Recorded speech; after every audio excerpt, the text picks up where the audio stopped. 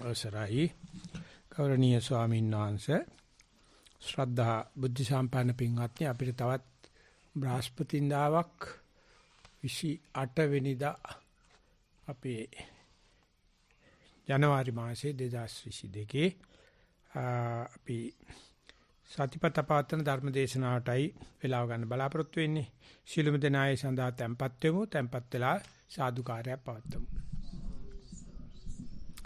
නමෝ තස් භගවතු වරහතෝ සම්මා සම්බුද්දස්ස නමෝ තස් භගවතු වරහතෝ සම්මා සම්බුද්දස්ස නමෝ තස් භගවතු වරහතෝ සම්මා සම්බුද්දස්ස කිංසු uppannං සෙට්ටං කින්නු නිපන්නං වරං කින්නු පවජමානානං කින්නු පවදතං වරන්ති තී.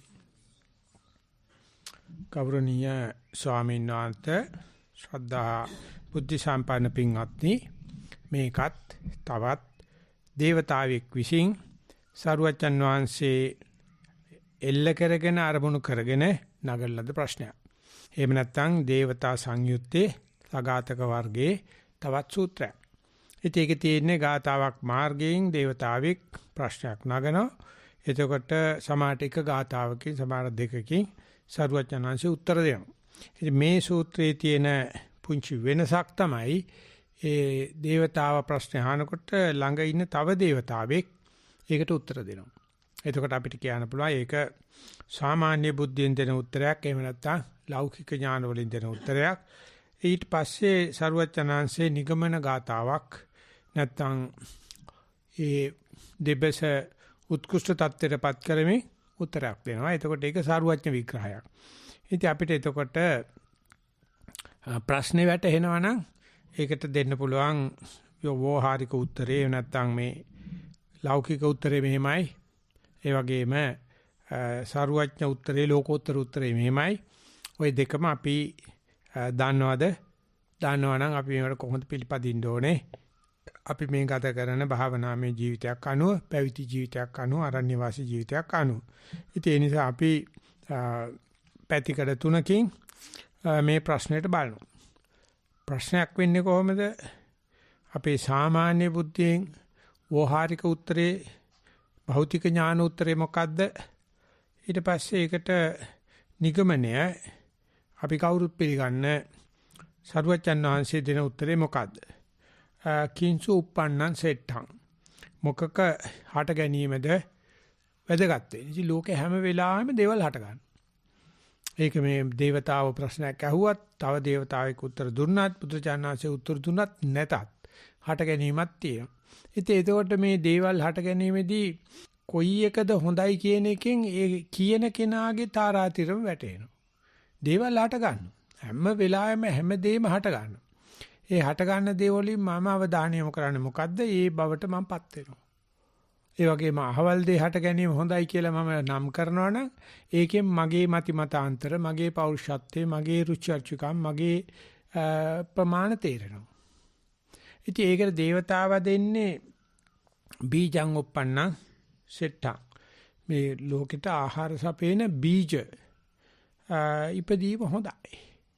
ඒ කියන්නේ අලුතෙන් මේ දැන් කාලේ වගේ ඇති කොරෝනා වගේ ආහාරයක් ප්‍රශ්න කාලයක්. ඉතින් ඒකට ඒගොල්ලෝ කියනවා මේ බීජ හට ගැනීම හොඳයි. ඒ වගේම අද තියෙන ප්‍රශ්නයක් තමයි මේ ප්‍රමිතිගත බීජ. ඒව දැන් නැහැ. තියෙන බොරු දේවල්. ඉතින් ඒකට ඒ වගේ හොඳ අපි කියනවා නුමුහුන් කියලා වචනයක් පාවිච්චි කරන මුහුන් නැති. ඒ වගේම පිටර වී කියලා කියනවා. පිටරට ගන්න දේ. ඒ වගේම ඒව හොඳට මොහොන් කරලා හදලා ගත්තේ හොඳයි. ඒ නිසා ඒක ලොකු දෙයක්. ගොවියා ඉදිරි කන්නේ සඳහා හැම වෙලාවෙම තමන්ගේ හොඳම වී ටික අර ගන්නවා. නැත්නම් හොඳ පිටර වියක් කාගෙට ණයට හරි ගන්න. ඉතින් එතකොට ඒ වගේ එකමාරක් දෙන්න ඕනේ. ඒක තමයි අපේ පැරණි තිබුණු ක්‍රමේ. ඉතින් ඒ නිසා මේ බීජ පවත්තන්නේ ගමේම ඉන්න ගොවි රාළ තමයි. එයා ගමටම බිත්තර වී සපේනවා. ඉතින් ඒවා කවදාත් ඒ බැත කන්ද බැතට අහුවෙන තියන්නෙත් නැහැ. තැම්බෙන්න තියන්නෙත් නැහැ. අමුයෙන් කපන්නෙත් නැහැ. ගොඩාක් කල්යනකම් හිතේ තියන්නෙත් නැහැ. ඒක liverලා තමයි ඒ බිත්තර ටික තියාගන්න. ඊට පස්සේ ඊගාවට ඒ ගම්මු ඇවිල්ලා ඒ මහා ගයියාගේ කොවිරාලකින් අරගෙන යනවා. ඒ වගේ ගෙනියන්න ගමියයින්න ඕනේ කොවිරාල ගාවට. ඇවිල්ලා කතා කරලා අපි මොනවද දාන්නේ රට වීද තුම්මස් වීද මේ කියලා ඉතින් සාකච්ඡා කරගන්න. සාකච්ඡා කරලා ගෙනියනවා. ඉතින් පුසලක් දුන්නා නම් මැනලා දුන්නා. ඊට පස්සේ කොවිරාලේ යන්න ඕනේ බැතකන්ද අසන්නල දවසට කමතර ගිහිල්ලා යාට එකමාරක් මැනලා දෙනවා. ඉතින් එතකොට බිත්තර බහල් පුසල් වී පුසල් 10ක් බිත්තර දුන්නා 15ක් හම්බ වෙනවා. ඉතින් ඒ වගේ ඒක විශේෂ ශිල්පයක්. ඉතින් ඒ නිසා බීජ උප්පන්නං සුඛං. එතකොට කීන්සු නිපන්නං සෙට්ටං වරං. ඉතින් කියන බීජ පැලවෙන්න නම් වැස්ස වැටෙන්න ඕනේ. ඒ බිත්තර බිය වපුරන්නේ හෝ කැකුලන් ගහන්නේ හෝ හරියට කල් වේලා බලලා. ඒක ගොඩගොවිතනේ ස්වභාවය. ඊට පස්සේ තමයි ඔය වැයිබදි රාජ්‍ය හදලා ඒ වැහි වතුර කාලයක් එකතු කරලා කන්න දෙකම නැත්තම් මැද කන්නේකුත් වැව්වා. කන්න තුනම වැව්වා. ඒතර හරි සස්සිරිකයි. නමුත් අර වැස්සෙන් බලාපොරොත්තු වෙන කෙනා හරියට කල්යල් බලලා ඒ ගොවිතැන් කටයුතු කරයි. ඒ වැස්ස දේවෝ වස්තු කාලේන කියලා දෙවියන් වහන්සේ විසින් නැත්තම් අපිට ආහතින් ලැබෙන නැත්තම් දයෝපගතව ලැබෙන ලොකු දායාදයක් තමයි කලට වැසි වසීවා. ඉතින් ඒ කලට වැසි වසිනවා නම් ඒක වරන් හරි ලොකු වරමක් අපිට වටිනා දෙයක්. ඉතින් ඒ නිසා උට්ටි නිපන්නං වරං. ඉතින් ඒක තමයි අපිට කුෂිකර්මය කියලා උගන්වන්නේ. අවුරුදු 4-5 අපි ඉතින් පන්ති කාමරේ ඉඳන් ඔවා ඉගෙන ගන්න. ඒ වගේම ගෙවල් දොරවල් වලත් ගොවිතැන් කරන ගෙවල් වල ඉතින් ඔව නිකම්ම ඇඟට එනවා මේ වැඩ කරන යනකොට වැඩි හිටියෝ කරන දේවල් වලින් අපිට කියලා දෙනවා අසවල් තැන්න ඵලයන් බිත්තර ටිකක් අරන් වරින් මේ විදිහට වැස කාලේ බලලා ගොවිතැන්පත් කරපල්ලා කියලා. ඉතින් මේ පොළොව හා බැඳිච්ච ගොවිතැන හා බැඳිච්ච ජීවිතයක් තියෙනවා නම් මේ දේවතාවත් හරි දේවතාව අහන ප්‍රශ්නෙත් හරි අනික් දේවතාව දෙන උත්තර තමයි මම ඔය දැන් කියෙව්වේ. ඊගාට තුන්වෙනි ප්‍රශ්න අහන දේවතාව අහන්නේ කිංසු පවජමානානං සෙට්ටං මේ පයින් ඇවිදින අයගෙන් ඒ කියන්නේ චංචල වස්තු වලින් මොකද්ද ශ්‍රේෂ්ඨ? ඉතින් මේ ගාවං පවජමානානං හරක් තමයි ගොවියන් තිබුණු වටිනාම වස්තුව දෑවැද්දට දෙන්නෙත් ඒක තමයි ප්‍රමාණ කරන්නෙත් ඒක තමයි. ඉතින් ඒ ගාවෝ තස්සපජායන්ති කියලා පින් ඇති මිනිස්සුන්ට ගව සම්පatti වැඩෙනවා. ඉතින් ඒකත් අර වගේම තමයි. හරක් නැති මිනිස්සු හරකෙක් බලා ගන්න ගෙන්නගෙන ඒ වැස්සීට පළවෙනි පෙට්ටිය හම්බුනාම ඒ පෙට්ටිය සම්පූර්ණයෙන් බලා ගන්න කෙනාට. ඒකෙන් හැබැයි කිරි භාගයක් දෙන්න ඕනේ මං හිතන්නේ අයිතිකාරයට. ඊට පස්සේ දෙවෙනි පෙට්ටිය ගැප් ගත්තට පස්සේ වැසි ගිහිල්ලා බාර දෙන්න ඕනේ. එහෙම තමයි හරක් බලා ගන්න. රටේ අතේ සල්ලි දීලා රටේ හරක් බලා ගන්නවා කියලා බැනුමුත් අහනවා අපි. මේ හරක් බලා ගන්නවා කියලා. ඉතින් ඒ ගවයන් තමයි වස්තුවට අපිට තිබුණේ. ඒක තමයි අපි ප්‍රමාණ කරේ මේ චංචල වස්තු ඇත්තේ. ඒ පවජමානාණං කියලා තමයි මේකේ වජ කියලා කියන්නේ නිකන් ඇවිදිනවා නිකන් චරණය වගේ අදහසක් තමයි තියෙන්නේ. චංචල වස්තු වලින් වටිනාම දේ ගවයා. ඉතින් ඒක කෘෂි කර්මාන්තයේ සහ ගව පාලනයේ කියන දෙක දොස්සඩු රස්සාවල් විදියට සරුවචනාංශේ නම් කරලා තිනවා. පළවෙනි ගාථා පද දෙක ගොවිතැන හා සම්බන්ධ වෙනවා. තුන්වෙනි පදය ගව පාලනයට සම්බන්ධයි. දේවතා මතයක් මේ කතා කරන්නේ. නමුත් ඒ වගේ බවක් දෙයක් ත්‍රිපිටකයේ කියවනකොට බුදුජාණන් වහන්සේත් ශාස්ත්‍රීය කුලේ ඉපදුනාට ගරු කරලා තියෙනවා මේ ජීවිකා වෘත්තීන් වශයෙන්. ඊවානම් කිංසු පවදතං වජං වරෝ කතා කරන්න පුළුවන් කට්ටියකින් ලොක්ක කවුද? නැත්නම් කතාවේ හොඳටම කතාව දන්න කෙනා කවුද? ඉතින් මේ දේවතාවා කියන්නේ පුත්තෝ පවදතං වරං. මේ බබා කතා කරන වෙලාව තියෙන්නේ. දරුවෙක් ඉපදිලා ඒ දරුවා බහතෝරන වෙලාව. ඒක තමයි අම්මලාට තාත්තලාට පුදුම වටිනාකමක් තියෙන නිසා පුත්තෝ කියලා කිව්වහම මේ පුත්ති කියන වචනත් පාවිච්චි කරන සංස්කෘතේ නම් ගෑනු දරුවන්ට මෙතන පුත්තෝ කිව්වම ගෑනු දරුවෝ පිරිමි දරුවෝ එකතු වෙනවා. ඒ කට්ටිය අතර මේ කතා කරන්න පුළුවන් බබෙක් නැත්නම් බබා කතා කරන වෙලාව වරක් හරි වටිනවා. ඉතින් මේක තමයි ඒ පෞල් ජීවිතයක් ගත කරන, ගව පාලනය කරන, ගොවිතැන්පත් කරන අයට වටිනා දේ. හැබැයි මේ దేవතාවා ඕකට අහුවෙච්ච මේ උත්තර දෙන దేవතාවා ඕකට අහුවෙච්ච කෙනෙක් නෙවෙයි. එයා ගොවිතැන්පත් කරන කෙනෙකුත් නෙවෙයි. එයා ගව පාලනය කරන කෙනෙකුත් නෙවෙයි. එයා මේ දරුවන් කතා කරන දරුවන් ගැන අපේක්ෂාවකුත් නැහැ. මොකද දේව ලෝකේ එහෙම ප්‍රවේණියක් නැහැනේ. නමුත් මේ దేవතාවා දෙන්නේ මිනිස්යන්ගේ වකට පැවිදිච්ච දැනුම තමයි පිටු කරලා තියෙන්නේ. ඒක සාමාන්‍යයෙන් අපි ඉන්දියානු සංස්කෘතිය ඉන්දියාවේ පැවතිච්ච ඒ පසුබිම පූර්ව බුද්ධ පසුබිමත් බුද්ධ කාලීන පසුබිමත් ඕකෙන් තමයි නියෝජනය වෙන්නේ. ඉතින් මේ దేవතාව ඒ නිසා ඉන්දියාවෙන් මැරලා ගිහිල්ලා ඉපදිච්ච దేవතාවෙක් වෙන්නේ. අහන කෙනා මේ దేవතාවගේ උත්තර දෙන దేవතාවගේ පටුත්වයට වඩා වීදිච්ච බවක් තියෙනවා. නමතර උත්තරේ දීමෙන් ප්‍රශ්නය එක දිහාවට යොමු කරනවා. ප්‍රශ්නයට උත්තරේ මාර්ගයෙන් ප්‍රශ්නේ දිශානතියක් පෙන්වනවා. නමුත් ඊට පස්සේ ආයතර ප්‍රශ්නේ තියෙන පුලුල් භාවය ප්‍රශ්නේ තියෙන සියල්ල ආවරණය කරන බව සරුවච්චන් වහන්සේගේ උත්තරෙන් පේනවා. ඉතින් ඒ නිසා අපේ සංගීතකාරක ස්වාමින් වහන්සේලා අර අතරමැද දෙවියගේ ප්‍රශ්නෙත් උත්තර දීලා තියෙනවා. දැන් මේ අතරමැද දෙවියගේ ප්‍රශ්නේ දෙවියගේ උත්තරේ සමා වෙන්න තමයි විශ්වවිද්‍යාලය කියන්නේ. විශ්ව දැනුම කියලා කියන්නේ ඕක. ඕක උයින් එහාට යන්න බෑ. නමුත් ඉන් එහා ගිය දැනුමක් බුදුරජාණන් වහන්සේ ගාව තියෙනවා. අපි ඒකට සර්වඥතා ඥානය කියලා කියනවා. නැත්නම් මහා කරුණා මහා ප්‍රඥාව කියනවා. ඉතින් ඒිට ඉස්සල්ලා නැත්නම් බුද්ධ මතය ඉදිරිපත් කරන්න ඉස්සල්ලා එහෙම නැත්නම් සර්වඥ මතය ඉදිරිපත් කරන්න ඉස්සල්ලා අර දේවතා මතය ගෙනියෑමෙන් අපිට නිකන් දිරව ගන්න පුළුවන් ගතියක් තියෙනවා. අපිටත් තේරෙනවා හොඳ බීජ තියෙනවා නම් ඒක හරි වටිනවා. ඒකට හොඳ වෙලාවට වැස්ස ලැබෙනවා නම් එතකොට තමයි ගොවිතැන බතක් හරියන්නේ. ඒ නිසා මේ සත්ත්ව ප්‍රජාව පශු සම්පත්තිය හරිම ධාර්මිකයි. ඒක වටිනවා. ඒ වගේම කතා කරන්න පුළුවන් අය අතර තමන්ගේ දරුවා. මොකද තමන්ගේ දරුවා තමයි පුතේ කියා මා අමතන්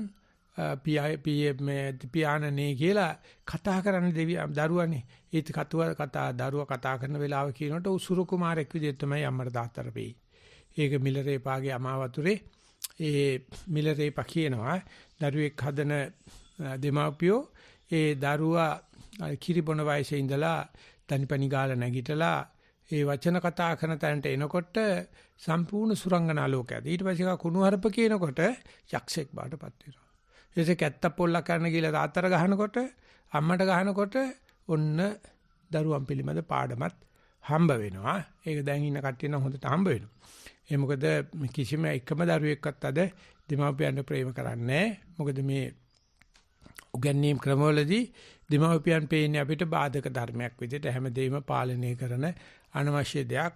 ඉන්ටර්නෙට් එක තියෙනවා නම් 4G තියෙනවා නම් දෙමාපියෝ මොකටේ?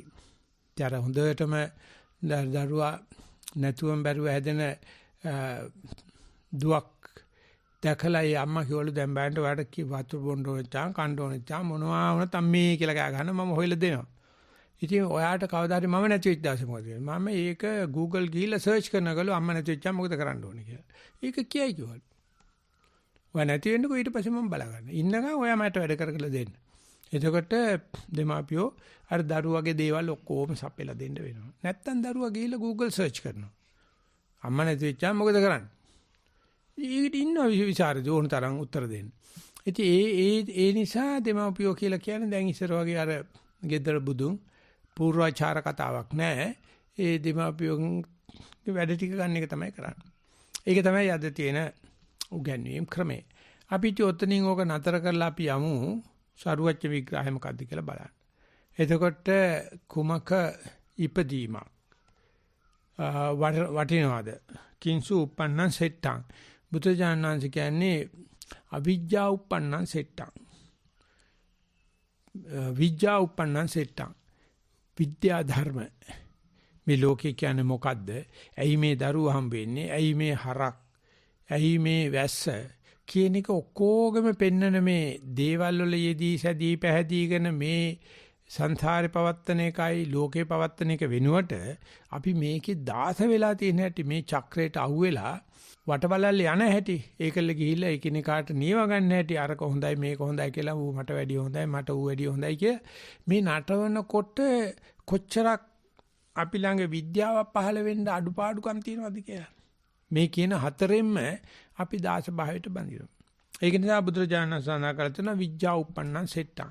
එතකොට මේ විද්‍යාව කියලා මේකට ඉපදීමේ දක්ෂම දේ විදියට ඒ අවුරුදු 2600කට ඉස්සෙල්ලා ධම්මචක්කප්පවත්තන සූත්‍රය ආපුරාවට ශ්‍රීමුකෙත් නගිනකොට චක්කුං උදපාදි විද්‍යා ඥානං උදපාදි විද්‍යාව උදපාදි ආලෝක උදපාදි කියලා බුදුරජාණන්සේ විද්‍යාව හටගත්තයි කියලා කිව්වා. ඊට පස්සේ මේ ඒ සූත්‍රයේ සඳහන් කරනවා ඒක හට ගන්නා තෙක් ඒ විද්‍යාව හට ගන්නා තෙක් මං ලෝකයට කිව්වේ නෑ මං සරුවඥයි කියලා. යතෝචකෝ බික්කවේ දේව මනුස්සානං දෙවියන් සහිත මරුන් සහිත බඹුන් සහිත ශ්‍රමණ ප්‍රජාව සහිත ලෝකයේ මේ විද්‍යාව හට ගන්නා තෙක් මම ප්‍රකාශ කළේ නෑ. මම අද ප්‍රකාශ කරන්නේ මට විද්‍යාව හටගත්ත නිසා. ඉතින් ඕක අපේ කාලේ එනකොට 1950 60 විතර වෙනකොට ওই විද්‍යාව කියන වචනේ භාෂිතේ තිබුණා. ඊට පස්සේ මේ නවීන විද්‍යාව කියලා එකක් හටගත්තා. ඒක සාමාන්‍ය විද්‍යාව කියලා පාඩම් පන්ති වගේක් අපිට ඉගෙනනවා. ඒක 8 පන්තියෙන් විතර දැන් 6 පන්තියෙන් පටන් ගන්නවා 8 පන්තියේදී අපි විද්‍යා විෂය ධාරාවට දානවා. ඊට පස්සේ 10 පන්තියේ විභාගයට මුහුණ දෙන්නේ විද්‍යා විෂය ධාරාවට. එතකොට ඕකට නවීන විද්‍යාව කියලා තමයි කිව්වේ. ඒ මොකද ඒගොල්ලෝ හිතුවා විශේෂයෙන්ම ලංකාවේ හිටපු අධ්‍යාපනඥයෝ මේ විද්‍යාව පැමිණීමෙන් අර ඉතික් තිබුණු අන්ධකාරය සම්පූර්ණයෙන්ම නැති වෙලා ඒ ලෝකෙට සෞභාග්‍ය උදා වෙනවා අධ්‍යාපනයේ හරහා ලොකු විද්‍යාද දාති විනයන් කියලා මේ ඉගෙන ගන්න ජනතාව විනයගරුක වෙයි. ඉස්සරහට ඒගොල්ල මේ විද්‍යා ලෝකයෙන් තමන් කවුද කියලා තේරුම් ගනී කියලා. නමුත් අවුරුදු 200ක් ගියා සම්පූර්ණ අනිත් පැත්ත ගියේ. කිසිම විද්‍යාර්ථියෙක් විනයගරුක නැහැ. ඒ මොකද මේ විද්‍යාර්ථීන් සඳහා උගන්වන ක්‍රමයේ අර්ථي බයලජ්ජා දෙක කඩා හැලීම විනාශ කිරීම දැන දැක කරන දෙයක්. ඉතින් දැන් ඉන්න ප්‍රබුද්ධ ජනතාව බලනවා බුද්ධ ජානනාසේ මෙච්චරක් මේ ලෝකපාලක ධර්ම දෙක එහෙම නැත්නම් දේව ධර්ම දෙක එහෙම නැත්නම් සුඛ ධර්ම වශයෙන් කියන මේ බයලජ්ජා දෙක ඇයි අද උගන්වන්නේ නැත්තේ? ඇයි ප්‍රජාචාරේ නැත්තේ විෂයක් විදියට? අපි ඉස්කෝලේ යන කාලේ භූගෝලයේ ප්‍රජාචාරේ ස්වස්ථතාවාදී පාඩම් තිබුණා. දැන් නෑ ඒව අයින් කරලා. අයින් කළේවල දැන් ඔය කියන නවීන විද්‍යාව නවීන කැලේ නැතුව පාවිච්චි කරනවා. ඒතර බුදුරජාණන් වහන්සේ පෙන්වන විද්‍යාවත් ඒ ඉස්කෝලෙන් ගන්න විද්‍යාවත් අතර ළමයි පාඩලවිලා ඉන්නේ. ඉතින් ඒකට විද්‍යා කියන පදය බුරුම භාෂාවේ කලා විෂයන් වලට දාලා තියෙනවා. අපි කියන විද්‍යාවට ඒගොල්ලෝ කියන්නේ සිප්පං කියලා. ශිල්ප කියලා කියන්නේ. තිප්පං විද්‍යා. තිප්පං විසා කියලා තමයි කියන්නේ කලා සහ විද්‍යා විෂයන්. අපි විද්‍යා විෂයන් කියලා කියන්නේ ඒගොල්ලෝ ශිල්ප කියන වචනෙට. ඉතින් ඒ විද්‍යාව නිසා අර බුදුරජාන් වහන්සේ හඳුන්වා දෙන්න ඉච්ච විද්‍යා උජ්ජා උදපාදි කියන එක අද නිකන් බොඳ වෙලා ගිහිල්ලා. ඉතින් ඒකට කේමානන්ද ස්වාමීන් වහන්සේගේ අවසාන කාලේ අවුරුදු 40ක 50ක පුවත්පත් වාර්තා එකතු කරලා ඒ ස්වාමීන් ලියන්න පටන් අරගත්තා. ඒකේ ස්වාමීන් ගොනු කරගන්න බැරි වුණා. සම්පූර්ණ ගොනු කරන්න බැරි වුණා. ඒ ස්වාමීන් කිව්වා අද ළමයින්ට මේ උගන්වන මේ විද්‍යා පාඩම් නිසා අර සරුවච්චන් වහන්සේ බොහෝ මඩමුලදී සාක්ෂාත් කරන ලද විද්‍යාව නිකන් වැලිතලාවට යට වෙලා ගියා. අද විද්‍යාව ඉගෙන ගන්න අය ලෝකේ ඉහළම පැලැන්ති වල ඉන්නවා. හැබැයි මේ කාලේ වෙනකොට මැනේජ්මන්ට් ටෙක්නික්ස් එතනින් ගියාම තොරතුරු තාක්ෂණය sannivedanaye වගේ දේවලුත් ඔය ඉංජිනේරු විද්‍යාව වෛද්‍ය විද්‍යාව ගානටම ඇවිල්ලා තියෙන හොඳට ගෙවන ජොබ් බාටපත් වෙලා තියෙනවා. අපි ඉස්කෝලේ යන කාරණා විද්‍යාව කියවනම් කතා දෙකක් නැහැ. ඒකට තමයි පළවෙනි තැන. ඊට පස්සේ කොමර්ස් ඊට පස්සේ ආර්ට්. එහෙම තමයි අපි ඉස්කෝලේ යන කාලේ බෙදුවේ. ඉතින් අපි මම අහුනෙත් විද්‍යාවට මම හිතන්නේ ටීචර්ස්ලාට මොකද්ද වැරදිලාද කොහෙද? කොහොම හරි අපි ඒ දවස්වල හිටියේ බොහොම ඔලුව උස්සගෙන තමයි අපි මේ විද්‍යාපන්තියේ ඉන්නේ කියලා. සියලු සයන්ස් කාර්යෝ නැසෙන සුළු කියලා තමයි අපි කියන්නේ. සංස්කාරයෝ නැසෙන සුළු නෙවෙයි. සියලු සයන්ස් කාර්යෝ නැසෙන සුළු කියන්නේ. ඉතින් එතකොට ඒ රැල්ලේ අපි උඩින් හිටියේ. ඒ නිසා අපි කියන කරන දේවල් මිනිස්සු බාර ගන්න ගතියක් තියෙනවා. ගෙදර ගියාම නම් අම්මලා අප්පච්චිලා වුණත් අපේ පුතා විද්‍යාව ඉගෙන ගන්න කෙනෙක් නේ. අපේ ගෙදර මට වැඩි ඉස්සෙල්ලා පොඩි අය විද්‍යාව ඉගෙන ගන්න පටන් ගත්ත නිසා මට පළවෙනි තැන ගන්න බැරි වුණා. අනිත් එක එයා ගණන් වලට දක්ෂයි, විද්‍යාවට දක්ෂයි, පිළිවෙලට වැඩ කරනවා. මම ගොරකයා. විද්‍යාව ඉගෙන ගත්තාම ගෙදර ඉන්න මිනිස්සුත් විද්‍යාව සෞත්තුර තේරුම් ගත්තා මම හින්දා මං හිතන්නේ. කෙසේ නමුත් මේ අධ්‍යාපනයේ ටිකක් ඉස්සරහට යන්න මට පුළුවන් වෙච්ච නිසා මගේ විද්‍යාව හරි ගියා. පොඩි අයගේ විද්‍යාව උන්ද ආගෙන ඇතියොත් එහෙම කචල් හින්දා මම මොකුත් කියන්නේ නැහැ. ඉතින් මේ අතරමැද මොකද උනේ බුදුරජාණන් වහන්සේගේ විද්‍යාවට?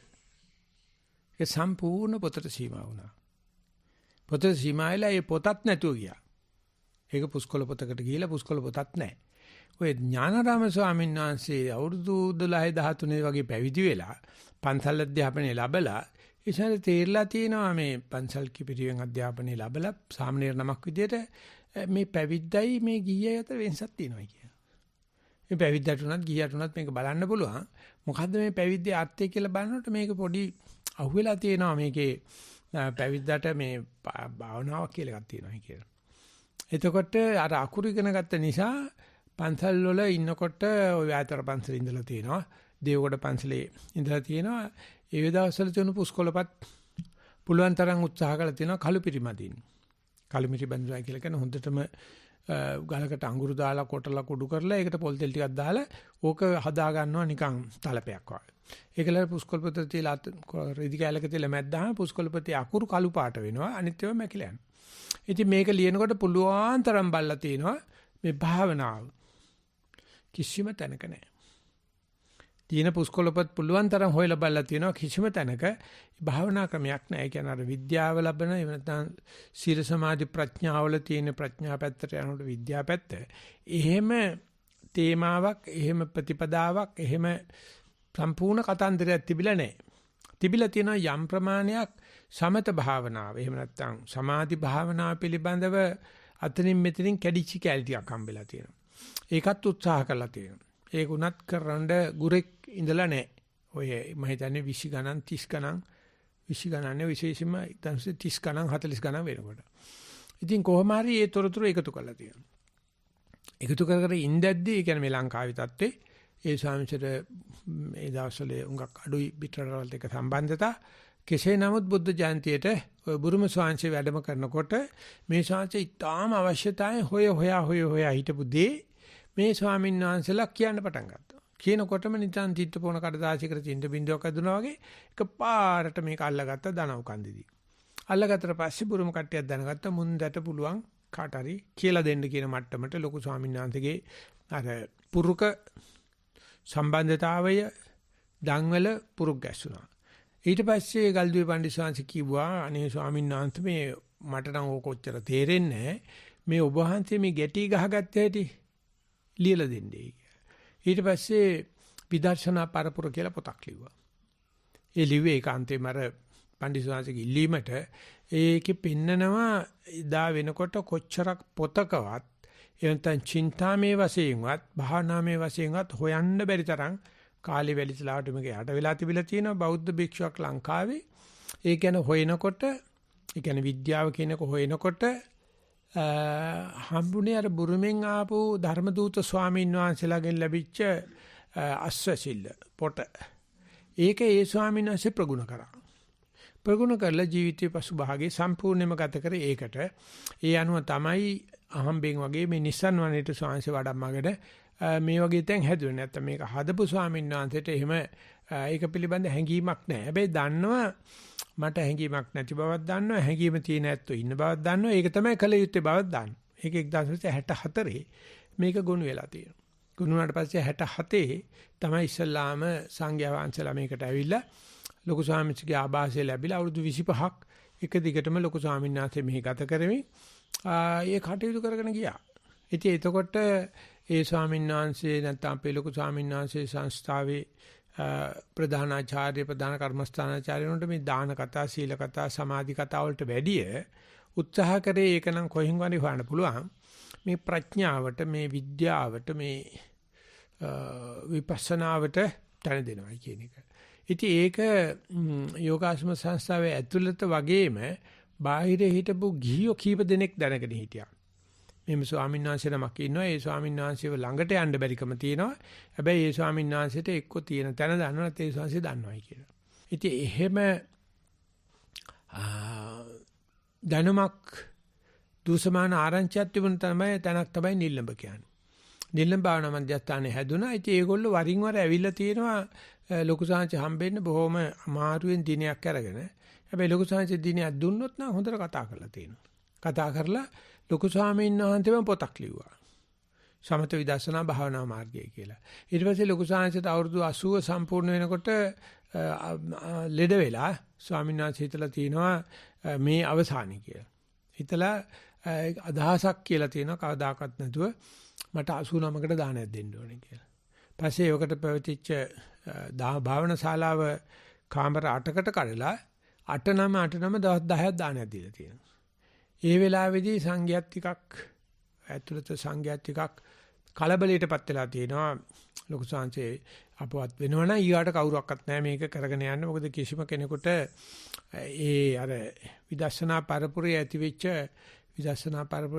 ඒ හිස්තන පුරවන්න තරම් කෙනෙක් නැහැ. ඊට පස්සේ ලොකු සංසේ බණක් කියලා තියෙනවා. ඒ බණ ගල්ලුඩ පොත් තියාගෙන තමයි ලියලා තියෙන්නේ. ඒක තමයි ඔය සත්ත්ව විදර්ශනා විදර්ශනා ඥාන වශයෙන් කටුකුරුන්දේ ඥානানন্দ ස්වාමීන් හෙළි දැක්වුවා. ඊට පස්සේ ඒක බිකු බෝධි ඉංග්‍රීසියට දැම්මා.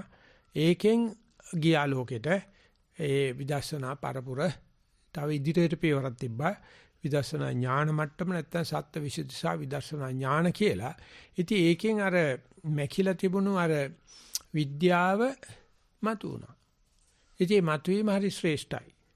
නමුත් කීයෙන් කී දෙනාද ඒක දන්නේ, කීයෙන් කී දෙනාද ඒක පාවිච්චි කරන්නේ, කීයෙන් කී දෙනාද ඒ වෙනස හඳුනන්නේ. ඉතින් බුදුරජාණන් ලොකු ස්වාමීන් වහන්සේ පොත ලියන්නේ ඉස්සරයි.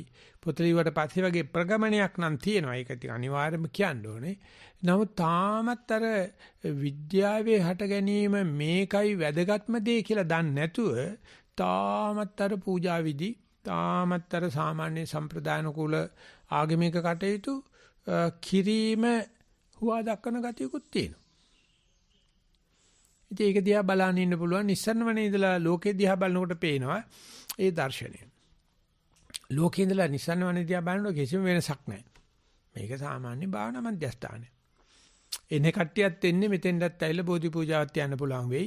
මෙතෙන්ටත් ඇවිල්ලා පිරිත් නූලක් ගැට ගහ ගන්න පුළුවන් වෙයි.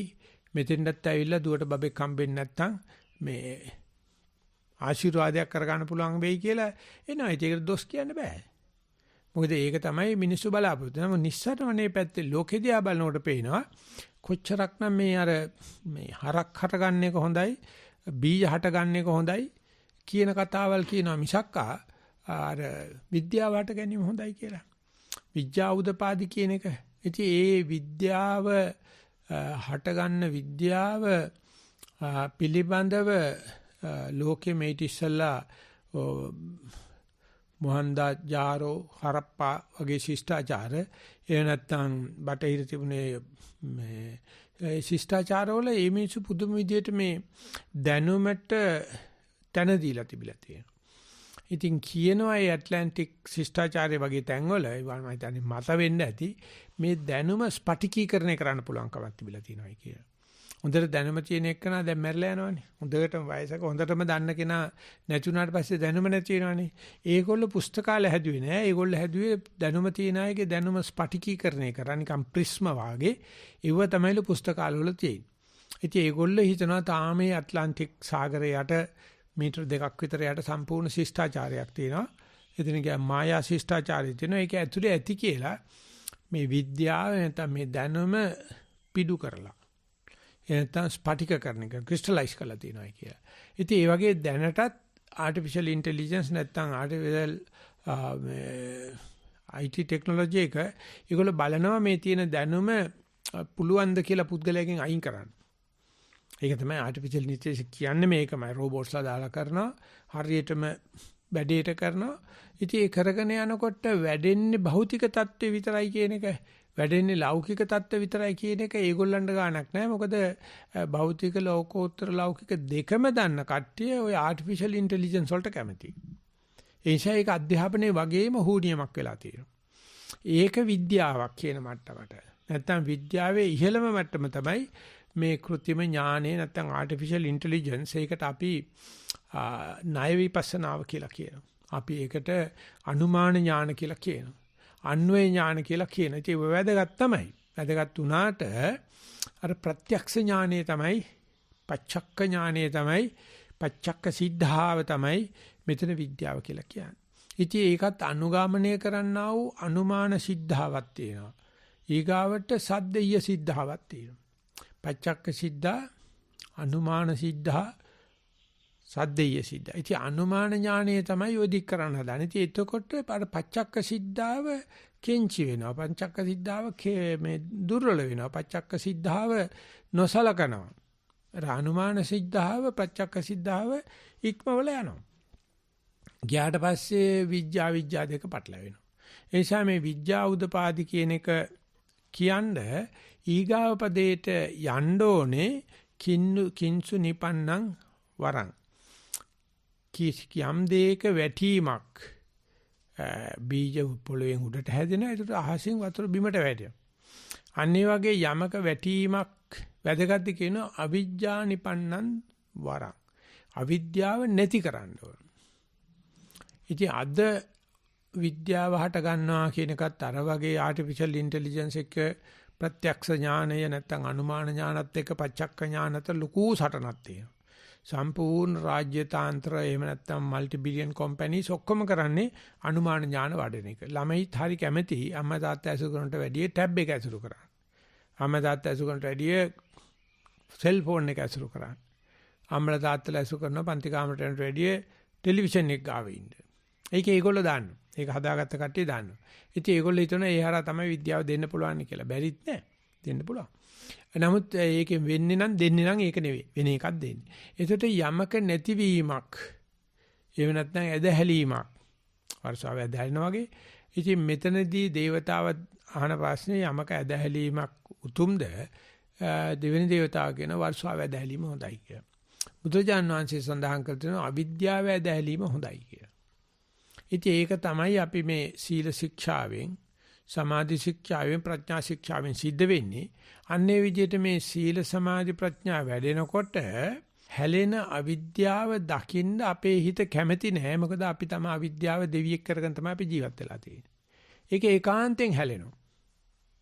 ඒක ඒකාන්තයෙන් හැලීම ක්‍රම දෙකකට සිද්ධ වෙනවා. එකක් Taman ඇතුළට නැමෙනවා. එතකොට බාහිර තියෙන සම්බන්ධකම් වල අඩුවක් වගේ පේන්න පටන් ගන්නවා. ඒක සාමාන්‍යයෙන් අරණි ජීවිත ගත කරන කෙනා, පැවිදි වෙන කෙනා, භාවනා කරන කෙනා දැනගෙන තියෙන්න ඕනේ. මොකද මේ බාහිර සම්බන්ධකම් ගොඩක් එක්ක මේ විද්‍යාව හටගන්නේ නැහැ. අවිද්‍යාව තේරුම් ගන්න පුළුවන් කමක් නැහැ. ඉතින් ඒ නිසා තමන් අර මම දැන් මෙතන කියන තැනට ඇතුළට යනකොට මේ ඇතුළට නැමීම බාහිර ප්‍රතික්ෂේප කිරීමක් කියලා අර දෙවෙනි දේවතාවා කියන වගේ කට්ටිය දොස් දකිනවා. අනුන් ගැන නොසලකා මම දැන් මෙතන කියන එක විතරක් ඒක ආත්මාර්ථකාමී කියලා තමයි සාමාන්‍යයෙන් කියන්නේ. ඒ වගේම සිම්පති එම්පති අනුන්ගේ ගැන බලන දේවල් ඔය ඥාති විතර්ක ජනපද විතර්ක වාස බව දාන්නවා. නැත්තම් මේකමනේ අපි උදේ ඉඳලා හැන්ද වෙනකන් අපි භාවනා කරලා ගෙදර උන්ට කන්න බොන්න තියනවාද? අපේ ඥාතින්ට කොහොමද මේක තේරුම් කරලා දෙන්නේ ආදි වගේ දේවල් සාමාන්‍යයෙන් ඔළුව ටිකක් තෝන්තු කරනවා. නමුත් විද්‍යාව හට ගන්නකොට අවිද්‍යාව දුර්ලභව තියෙනවා. ඔය ටික නිසා තමයි අපිට මේ හම්බෙච්ච ක්ෂණ සම්පත්තියවත් වැඩ ගන්න බැරි. අපි කොයි වෙලාවෙත් අරමය බල ඉන්නවා. ඉතින් එතකොට මේ කාරණා දෙක මේ අවිද්‍යාව දුරුවන් වේගන යෑමට අනුග්‍රහ කරන කෙනා ඇතුළට නැමෙනවා කියන කතාව ආත්මාර්ථකාමී වශයෙන් චෝදනා කරනවා. දෙක හම්බෙන ක්ෂණ සම්පත්තිය පාවිච්චි කිරීම අවස්ථාවාදීන් වශයෙන් චෝදනා කරනවා. ඉතින් මේ දෙකට මුහුණ දෙන්න ආධුනිකයට බෑ. ඒ නිසා අපි මේවා කියලා කරන්න ගියොත් දෙමව්පියෝ අපිට විරුද්ධව නැගී හිටිනවා. ඒකල කියනවා උඹෙන් යුතුයකම් ඉෂ්ටවදිත යුතුයකම් තියෙනවා අපි උඹලා හැදුවා කන්න බොන්න දුන්නා මේ දේවල් රටට වෙන්න ඕනේ කියලා. ඒ වගේම අවස්ථාවාදී වෙන්න එපා. ඔබ තනියම නිවන් දකින්න එක කැතයි කියලා. ඕකට මුණ දෙන්න පුළුවන් කෙනෙක් නැහැ ජීවිතේ.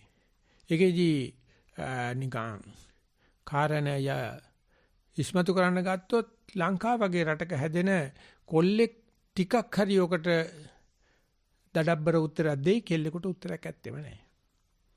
මොකද බුදුජානනාංශය පවා දේශනා කරනවා ස්ත්‍රියවකට එහෙම තනියම ඉන්න බෑ. ස්ත්‍රියවකට ආවරණයක් අවශ්‍යයි. ඉතින් ආවරණය ලබා දීම සඳහා ඉන්න දෙමව්පියෝ පැහැදිලිවම කියන්නේ උඹ කසාද බැඳගත්ත පස්සේ ඕන එකක් කරපන්. එතකන් අපි මේවට කලවයස් බල්ලා කටයුතු කරන්න ඕන. එහෙම කෙනෙක් භාවනාවට ගියොත් දෙමව්පියෝ කෙලින්ම ගුරුවරයා ගාවට ගිහිල්ලා කියනවා කරුණා කරලා වැඩේ කරන්න එපා. මේ වීදුරු භාණ්ඩෝ එක විකුණගත්තට පස්සේ ඕන දෙයක් කමන්නේ විකුණන්න ඉස්සෙල්ලා ඔගේ පැලිරක් එහෙම ගිහිල්ලා තිබ්බොත් එහෙම කොහොමඩක්වත් විකුණන්න බෑ. ඔක විකිනෙනකන් අත තියන්න එපයි කියලා. ඉතින් කෙල්ලෝ ඉඟි බිඟි පානවා අපට. එහෙම කියලා හරියන්නේ නැහැ. සෝංශෝ ඔය කසාද බැඳගත්තට පස්සේ ඕකෙන් ගොඩේමනක් නැහැ. හැබැයි අම්මලා තාත්තලාගේ ප්‍රධාන යුතුයකම තමයි නිසි කල වයස් වෙනකොට මේ කරත් එකට දාලා බඳින එක. ඒ කොල්ලන්ට නම් ඕකේ මේ ප්‍රශ්නයක් නැහැ. හැබැයි ඉතින් එහෙම කියන එක වටින්නේ නැහැ. මොකද පිට රටවල් වල ගොඩක් දඩබ්බර කෙල්ලෝ. අම්මලා තාත්තලා කියන එක අහන්නෙම නැහැ. ඒකට අවුරුදු 13 පිරෙනකොට නීතිමය ශක්තියක් තියෙනවා පාටිස් වලට යන්න පුළුවන්. ඒගොල්ලන්ට අවශ්‍ය විශ්වවිද්‍යාලය තෝරගන්න පුළුවන්. ඉතින් ඒගොල්ලේ තෝරන තේරිල්ලෙන් තේරෙනවා අනිවාර්යයෙන්ම දෙමාපියන්ට විරුද්ධව තමයි කටයුතු කරන්නේ.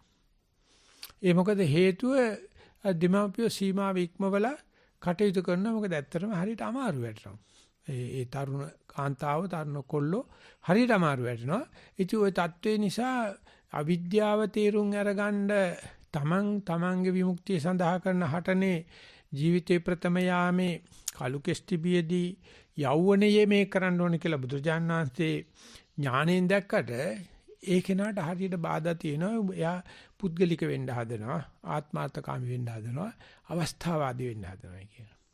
ඉතින් ඒකට බුරුමේ පණ්ඩිස්වාංශය මතක් කරලා කියනවා ඒ වැඩේ කරගෙන වෙලාවේ, කියන්නේ අපි තපස රකින්න වෙලාවේ අපි බණක් භාවනා කරනකොට ඔක්කොම පටලවාගෙන ඥාති විතර්කයි, ජනපද විතක්කයි, අනවඤ්ඤත්ති පරිසංයුක්ත විතක්කයි, ලාභ සත්කාර සම්මාන සිලෝක විතක්කයි තිබුණොත් කරන්න බෑ.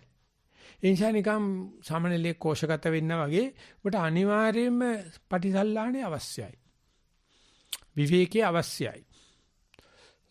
අපේ ලොකු ශාංශකර දාපු වචනේ විශ්‍රාමයේ අවශ්‍යයි. ඒක තමයි යගේ භාවනා මධ්‍යස්ථාන හදාන්නේ. ඉතින් ඒකට එනකොට හිතන්නේ මේගොල්ලෝ මේ ජීවිතේ ජීවත් කරවන්න බැරි නිසා කැලපයින්වයි කියලා. එහෙම නැත්නම් කරාරිනවයි කියලා ආත්මාර්ථකාමී කතාවක් කියනවා. ඉතින් බුරුම පන්සිංශ කියනවා අනිවාර්යෙන් භාවනා කරන වෙලාවේ මේ අනවශ්‍ය සම්බන්ධතා කපා දාලා ඒ අරමුණට හිත තබා ගැනීම සඳහා පරිසරයක් අවශ්‍යයි. ඒක බුදුරජාණන් වහන්සේ අරඤ්‍යගත වීම, රුක්ඛ මූලගත වීම, ශූන්‍යාකාරගත වීම කියලා පෙන්වුවාට හුඟ දෙනෙක් හිතනවා හොඳ ගුරුවරෙක් ඉන්නවා නම් හරියට භාවනා ක්‍රම තියෙනවා නම් එයා කන්ඩිෂන් රූම් එකක් තියෙනවා නම් කොළඹ කරන්න බැරිද? රාජධානිය කරන්න බැරිද? අයියෝ තම්බි කන්ද ගාවට යනකොට කන්ද තම්බි ගාවට ගෙන්නන්න බැරි. ඉතින් ඒක තමයි ඔය හදන භාවනා මධ්‍යස්ථාන වල තියෙන අදහස. මොකද ඒගොල්ලෝ කැමති නෑ අර පැත්තකට වෙලා මේ පරිශ්‍රණය කරන්න. ඒගොල්ලන් ඕනේ මේ ප්‍රසිද්ධ වේදිකාවේ සුපර් බෝල් ගේම් එක වගේ භාවනා කරන්න බෑනේ. ඒ නිසා මේක ආත්මාර්ථකාමීත්වයක් තියෙනවා. නමුත් එයා යම් ප්‍රමාණයකට දැන් සරුවචන් වහන්සේ ගීගී අත්හැරලා රම්මේසු මාලිගා අත්හැරලා ඔය ගිහිල්ලා ඇටේරියා කැලේකට වෙලා ඉඳලා මේ වැඩේ කරගත්තට පස්සේ බුදුරජාණන් වහන්සේත් කල්පනා කරන මේ කාටවත් දෙන්නම බෑ කියලා. ඒක ස්වභාවිකයි. මේ කාටවත් කැමති මොකද ගන්න කවුරුත් කැමති නැහැ. ඒගොල්ලන් ඕනේ අවිද්‍යාව වඩන්න. අවිද්‍යාව හරියට වැස්ස වැහෙනවා වගේ තමයි කට්ටිය හිතාන ඉන්නේ. වෙලාවට වහිනවනම් වැඩේ හරි. අවශ්‍ය අවිද්‍යාව වෙලාවට එනවනම් වැඩේ හරි. ඒක සර්වචනන්සේ පස්සේ තර්කණයක් හදාගත්තනේ. කන් ඇත්තෝ අසත්වා මම දහම්පෙරේ හඬවන්නම් කියලා. අන්නේ දේ කෙරුවේ නැත්තම් අවස්ථාවාදී කියලා කියනවා.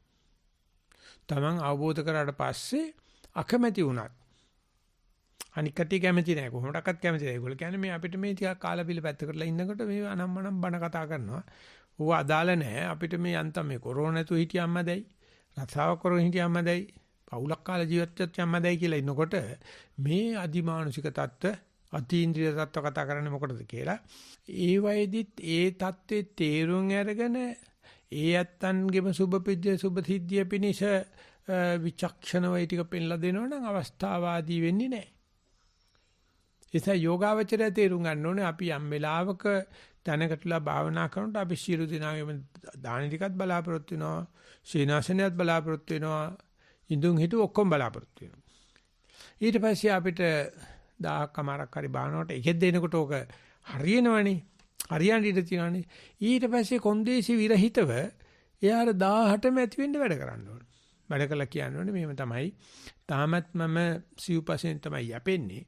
කවුරු හරි තමයි බඩ රසාව කරන වෙනුවට බඩ බොක්කට වැටෙන්න දෙන්නේ. අඳින්න සිවුර දෙන්නේ. තීනාතන හදලා දෙන්නේ. බෙහෙත් පිළිකර දෙන්නේ. ඉතින් ඒ නිසා කොන්දේසි විරහිත දෙනවා නම් ඒකට අර එහෙම කරගන්න බැරි වෙච්ච අයගෙත් නායක වෙනවා.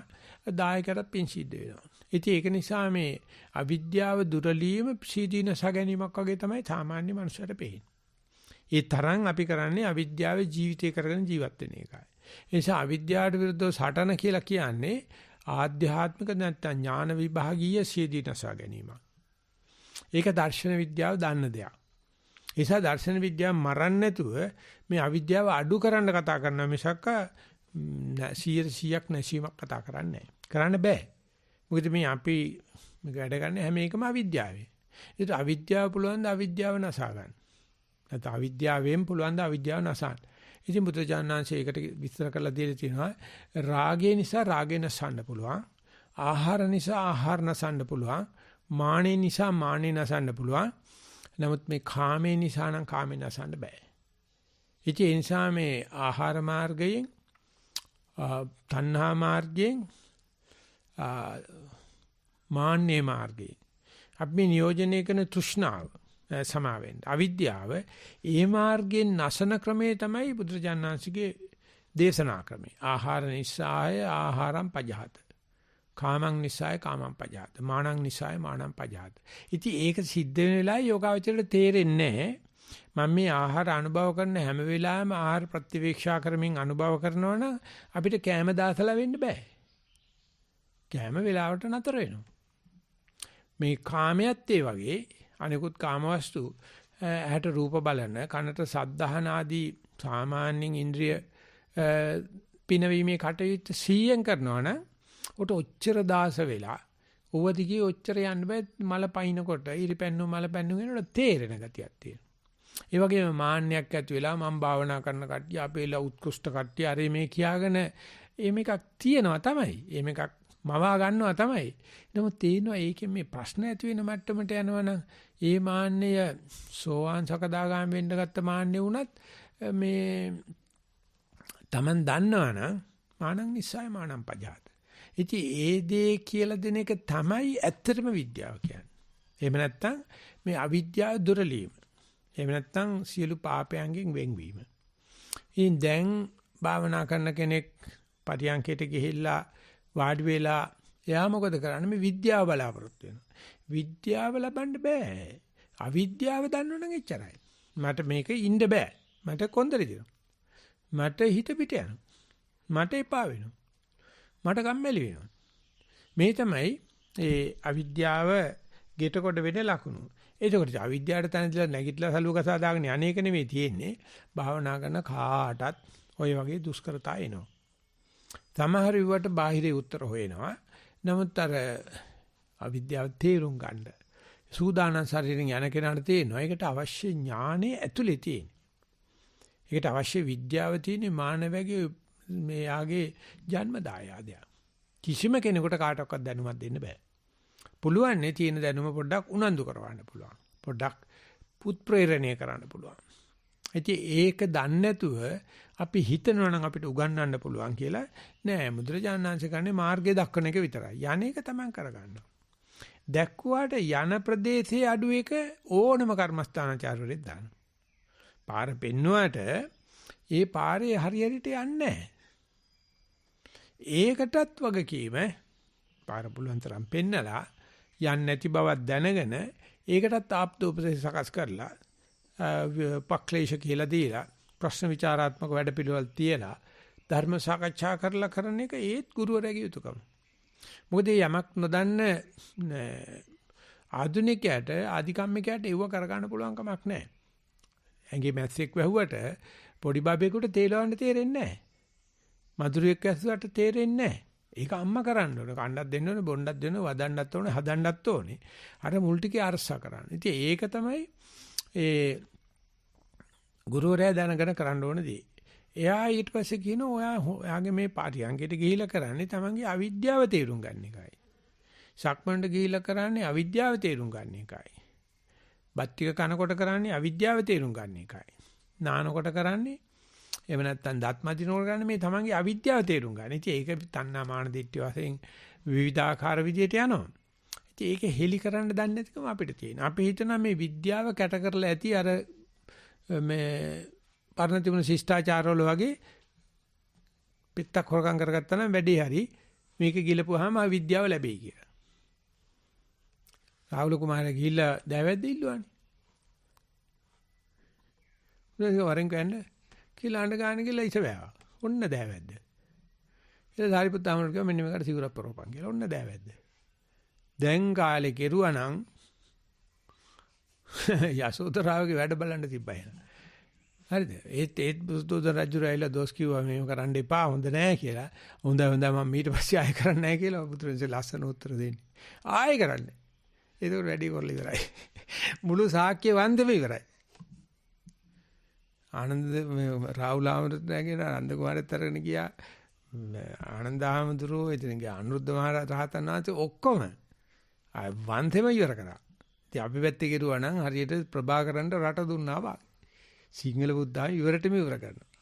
ඉතින් ඒ වගේ දෙයක් බුදුදහම කළේ ආයෙ නම් කිසි කෙනෙක් කරන්න තියන්නෙත් නැහැ මම ආයෙ කරන්නෙත් නැහැ. ඒ ආධිකම්මික වශයෙන් බුදුහාමුදුරන්ව සමාව දීලා කරගෙන ගියා. ඉතින් ඒක නිසා මේ කෙනෙකුට අවිද්‍යාව නැති කිරීමට කතා කරන්න යනකොට ඒ කිනාට බේනේ මට ගහනවා කිය. එයා විද්‍යාව වශයෙන් තේරුම් ගන්න ඉන්නේ. එයාට විද්‍යාව Taman තුල තියෙන බවත් මේ පෙන්වන්න හදන්නේ විද්‍යා බීජේ නැගිටවන්න හදන්නේ කියන එක තේරෙන්නේ නැහැ. එයාට වෙන්නේ මගේ මතිමතාන්තර වලට ගහනවා, මගේ රුචර්චුකම් වලට ගහනවා, මගේ මනාපමනාප වලට ගහනවා. ඉතින් යා කිපියේ නැගී හිටන නයික් වගේ. ඉතින් ඒක නිසා පුදුම අමාරුයි ඒ අවිද්‍යාව දුරුවන් කිරීම. මොකද ඒක ඥාන විභාගීය සීදීනස ගැනීමක් වගේ. ඒක සාකච්ඡා වෙලා තියෙනවා දර්ශන විද්‍යාවේ බුදුරජාන් වහන්සේ නොකිය කියලා තියෙනවා. ඒ ඥානය පහළ වෙනකොට විද්‍යාව පහළ වෙලා අවිද්‍යාව අඩු වෙනකොට ඒ පුද්ගලයාට උන්නාමලා වෙනස නැහැ. ඒකට අවශ්‍ය කරලා තියෙන්නේ මේ මොකද්ද මේ නටන නාටකමේ යථාර්ථය කියලා බලන්න. යථාර්ථය කියලා කියන්නේ යථාර්ථය කියන එක මොකද්ද කියලා බලන්න. එතකොට එයා දන්නවා මේ විද්‍යාවේ පතනය ඇදහැලීම සමාවෙන්න අවිද්‍යාවේ පතනය සහ ඇදහැලීම ඒ කෙනාටම දැක ගන්නවා කියන එක පරිණාමයේදී පිළිලා තියෙන මානව මනසේ විතරයි. වෙන කිසිම තිරසනෙකුට ඒක කරන්නත් බෑ, දැනගන්නත් බෑ, ක්‍රමවේදිකුත් නැහැ, දැනගන්නත් බෑ. දෙවියන්ටත් බෑ. බ්‍රහ්මයන්ටත් බෑ. මෙහෙන් අරගෙන ගිය කට්ටිය තමයි ඔය ගිල්ලත් කෑ ගන්න. කෑ ගන්නවා කියලා කියන්නේ හරියට දෙයක් දන්නේ. මෙහෙ තමයි බඩු. මෙහෙට එන්න ඕනේ මේ මගුල්සක් වලට එන්න ඕන ඔක්කොම කරන්න. ඒකල manussත්ව ප්‍රතිලාභයක් ලබන්න. බුද්ධෝත්පාද කාලයක් ලබන්න. ක්ෂණ සම්පත්තිය ලබන්න ඕන. ඉතින් අපිට ඔක්කොම ලැබිලා තියෙනවා. නමුත් අපි දන්නවා අපි තාම අවිද්‍යාවට කොච්චර ප්‍රිය කරනවද කියලා. අද උදේ ඉඳලා හැන්ද වෙනකන් ජීවිතේ හොඳම වයස කියන්නේ අවුරුදු 6 ඉඳලා 20 විතර වෙනකන් සම්පූර්ණ අවිද්‍යාව කරන්නේ ජීවිතේ කැප කරලා තියෙන්නේ. අපි දරුවන්ටත් ඒක දුන්නේ නැත්නම් දෙමාපියන්ට සාප වෙනවනේ. උගන්වන්නේ මොයි ටික විතරනේ. ඒකේ විහිළුව කියන්නේ ඒකේ බුද්ධ ආගම විශයක් තියෙනවා. අම්මා මුත්තා කිව්වත් කවදාකවත් නිවන ගැන කතා කරන්නේ නැහැ. කවදාකවත් අවිද්‍යාවක් කියන එක හඳුන්වන්නේ නැහැ. ඉතින් අපි හිතනවා ඇත්තට මේ සඳහා අමාත්‍යන්තයක් පිටලා ඒ තරම් විෂයපතේ තියලා ඒ තරම් ෆැකල්ටි එකක් වෙන් කරලා කරන එක හරියටි කියලා. ඒවට පොඩ්ඩකට ගිහිල්ලා බලන්න. පලාතක කතා කරන්න දෙන්නේ නැහැ. ඒ පැත්තක් ඒ වගේ බලාධිකාරිය පිටලා තියෙන කෙබලියෝ වගේ සත්තු జాතියක් ඉන්නවා. ඒක වවාගෙන කනවා. ඒකට තමයි මේ ලොකු ස්වාමීන් වහන්සේලා පිරිවෙන් ආදී විශ්වවිද්‍යාල තැන් වලට යන්න එපා. ඒ යනවනම් දැනගෙන යන්න. මොකද ඒව පැවැතින ආයතන. අපි මේ සලායතනේ නැති කරන්න හදන්නේ. මේ ආයතන නැති කරන්න හදන්නේ. ඒ නිසා ඒවට යනකොට දැනගෙන යන්න ඕන. ආයතන කියන්නේ පවත්තන දේවල්, පැතිරෙන ඉතිරෙන දේවල්. ඉතින් ඒක නිසා දැනගෙන ගියොත් ඒක තමයි මේ කාලේ සිදුවෙන ඔය අධ්‍යාපන ප්‍රතිසංස්කරණය කියන එකෙන් බලාපොරොත්තු වෙන්නේ. මොකද මේ අධ්‍යාපන ක්‍රමයේදී පරිසරය කෙලසෙනවා. මේ අධ්‍යාපන ක්‍රමයේදී ආතතිය වැඩි වෙනවා. මේ අධ්‍යාපන ක්‍රමයේදී යුද්ධ වැඩි වෙනවා. මේ අධ්‍යාපන ක්‍රමයේදී ආයුධ හැදීමන තමයි සියලුම විද්‍යාඥයෝ මෙලා ඉන්නේ දන්නෙත් නැහැ. ඔක්කොම පාලනය කරන්නේ තාක්ෂණය සහ මුදල්. මනුස්සකම නැහැ. ඉතින් ඒ වෙනුවට දැන් ආපහු මේක යන්න නම් ප්‍රතිසංස්කරණයක් වෙන්න එපායි. ඒ නිසා ලංකාවේ අධ්‍යාපන ප්‍රතිසංස්කරණ සඳහා වෙනම අමාත්‍යාංශයක් තියෙනවා. අපි ඒකත් එක්ක නිතරම සාකච්ඡා කරමින් යනවා කොහොමද මේක කරන්න කියලා.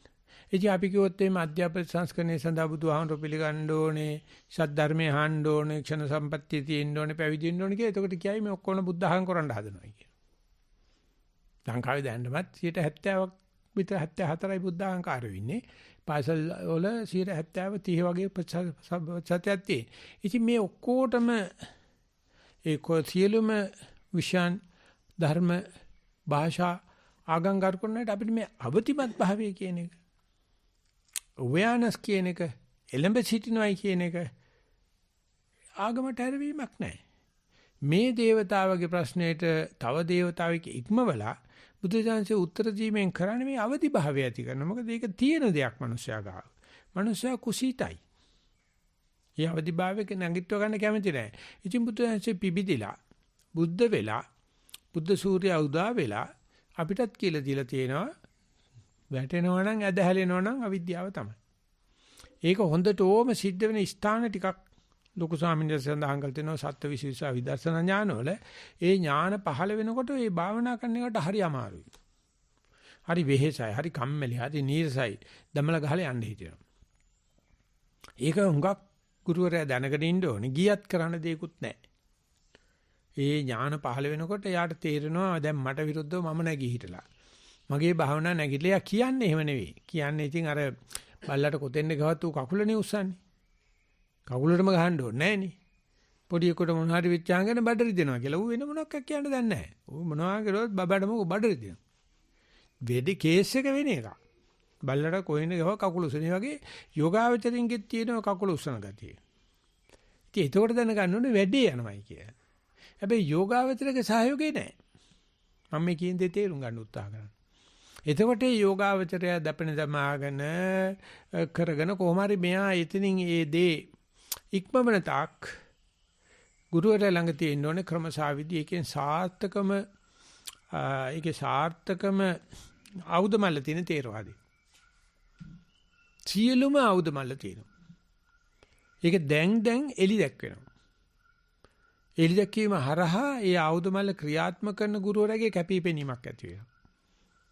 ඒ වගේම මේක අනුගමනය කරන්නා වූ ගුරු ශිෂ්‍යයන්ගේ ඒකට නතු භාවයක්, ඒකට ගෞරවයක් තියෙනවා. ඉතින් ඒක ඔය 70ට ඉස්සලා තිබුණු අවුරුදු 20 ගත්තොත් ඒ රැල්ල තිබුණේ නැහැ. 70 94 වගේ තමයි පෙරලිය සිද්ධ වුණේ. දැන් 90 ඉඳලා ඉදිරියට මේ පැත්තට වෙනද නොතිබිච්ච මං කියන්නේ මේක ජනප්‍රිය වෙයි, බහුජන මතේ වෙයි කියලා. නමුත් තිබුණට වැඩිය මේක මේ ඒ ට්‍රෙන්ඩ් එක පේන්න තියෙනවා මේ පැත්තෙන් බලගෙනාට. ඒ මොකද එක්සත් ජාතීන්ගේ සංගමේ පවා මේ පරිසර දූෂණය වගේ දෙයකට සතිය යෙදීමෙන් මොකද වෙන්නේ කියලා බලනවා. ඒ වගේම සියලුම රෝග සනීප කිරීම සඳහා තමන්ගේ ආත්ම විශ්වාසය කියන එක කොරෝනා එනකොටත් ප්‍රසිද්ධයි. ඊට ඉස්සෙල්ලා තමයි පටන් අරගත්තේ. මේ විශ්වාසය තියෙන මනුස්සයාට ලෙඩ වෙන්නේ නැත්තේ නෑ. ලෙඩ වුණාට මේ අඬාවෝ ගන්නයි, කෑ ගන්නයි, වෛද්‍ය විද්‍යාව පිටිපස්සේ යන්නයි, සෞඛ්‍ය සංරක්ෂණ දුවන්නේ නැහැ. හිතකම බලාගෙන ජීවත් වෙනවා. 100ක් කරන්න බෑ. නමුත් කරන්න පුළුවන්. ඉතින් ඒ ගැන ප්‍රසිද්ධ කරපු පොත් සෑහෙන බටහිර ලෝකේ පවා ජනප්‍රිය වෙලා තිනවා. මේ විද්‍යාව, මේ වෛද්‍ය විද්‍යාව මිනිසු ගසාකද්දී. දැන් අද තියෙන කොරෝනා වගේ දෙක තනිකර වෛද්‍ය විද්‍යාව විහිං හදාගත්ත දේවල්. මෑතකදී ඇතිවෙච්ච සියලුම ඔය chicken fox, chicken gunya, small fox, anthrax සියලුම මානවය හදපුවා. ඒ විස බීජ තියාගෙන හිටියා දෙවෙනි ලෝක යුද්ධේ වැරදුනොත් ගහන්න. ඊට ඉස්සෙල්ලා යුද්ධේ මිනිස්සු වුණා. දැන් ඒව නිකන් ගහ ගන්නවා නිකන්. ගෙදර තියෙන සෙල්ලම් බඩු වලට කරන්න දෙයක් නැහැ. එක දානවා. ඉතින් ඒක මේ මෑතක වෙච්ච එකෙදි සෑහෙන එළියට ඇවිල්ලා තුනේ වෛද්‍ය විද්‍යාව නොතිබුණා ලෙඩේ නැහැ. එතකොට බේතුත් නැහැ. වැඩි බේත තියෙන ඇතුලේ. Taman තුල තියෙන ආත්ම විශ්වාසය තුල. ඒක 13 වෙනි කාරණාවට දාලා තියෙනවා. ඇත්තට UN එක වුණා. නමුත් ඉස්සරට කියලා කියන්නේ නැහැ කවුරුවක්වත්. ඒක තියෙන එකම උත්තරේ සත්‍ය විතරයි. ඒක තියෙන එකම උත්තරේ භාවනාවයි විතරයි. ඒගොල්ලෝ කියනවා කොරෝනා තියෙන දඟල භාවනා කරන්න එපා, ඩිස්ටන්ස් තියාගන්න බෑ කියලා. සෝෂල් ඩිස්ටන්ස් තියාගන්න බෑ කියලා. අපේ මොගේ වහලට තේරෙන්නේ නැහැ, PHI වලට තේරෙන්නේ නැහැ. දෙන්නේ කැවිලා අපිට නරදාන්න ගියා. ඒකල කියලා තිනවා හැබැයි භාවනා කරනවා නම් අපේ නෝනත් ටිකක් කැමතියි කියලා එක්කෙනෙක් කිව්වා. මට නම් එන්න විදියක් නැහැ කෝට් එක ගලවලා භාවනාව නම් කෙරෙන්නේ කියලා. ඒත් කිව්වලු ගහන නඩුවන්න දානවා. මම කොහෙන්ද දාපල්ලයි කියලා. ඉතින් මේ තරමටම මේ ආයතන මේ අවිද්‍යාව නැසනවට කෙලින්ම නැගී හිටිනවා. අපිට මේ තනි පුද්ගලියෙකුට පුළුවන් ද වන් මෑන් ආමි මේකට විරුද්ධව නැගී හිටින්න. පුළුවන්. මොකද භාවනා කරලා කියන්න බෑ කාටවත්. ඊතරම්ම සරලයි. අපි භාවනා කරනවා සාමාන්‍ය පිස්සු කෙලගෙන ඉන්නවා කාටවත් කියපන්නේ නැහැ. ඒකට අපිට තුවක්කු එල්ල වෙන්නේ නැහැ නේ. මොකද අපි කඳවුරු බැඳලා නැහැ. අපි ඉන්නේ වන් මෑන් ආමි. තනි මිනිස්සයා. ඔක්කොම සිල්පත් ඉගෙන ගන්නවා, භාෂා සාහිත්‍යයක් දැන ගන්නවා, ඉන්ජෙක්ෂන් උත් ගන්නවා, වෛද්‍ය ක්‍රමත් අනුගමනය කරන ඒකල බම්බු ගහපන් කියනවා. ඉතින් ඒකට අවශ්‍ය කරන මේ අවිද්‍යාව නැති කිරීම දෙන්නෙකුට කරන්න බෑ ඒකවල. බහුවචනෙන් බෑ. මම දැන් මෙතන විතරයි. කිසිම කෙනෙක්ගෙන් සහයෝගයක් ලැබනවනම් අවිද්‍යාව මිසක වෙන මොකක්වත් හම්බෙන්නේ නැහැ. ඒ නිසා අවිද්‍යා නිපන්න වරං මේ අවිජින කට්ටියගේ හොඳම එක්කන හරක නෙවෙයි සංඝයා කියලා බුදුහාම කියන්නේ. සංඝෝ පවජිතං වරං. ඒ කියන්නේ පෝටබල් සැන්ක්ටිටි කියලා මේකට කතාවක් කරලා තිබුණා. ඒ කතා කරපු මහත්තයා තමයි 14 වෙනි වෙසක් උත්සවයේ ප්‍රධාන අමුත්ත වශයෙන් BMI සීච් එකට ආවේ. මට නම් මතක නැහැ අවාසනාවට. පෝටබල් සැන්ක්ටිටි මේ කියන්නේ සුද්ධ වස්තු ගෙනියන්න පුළුවන් දේවල්.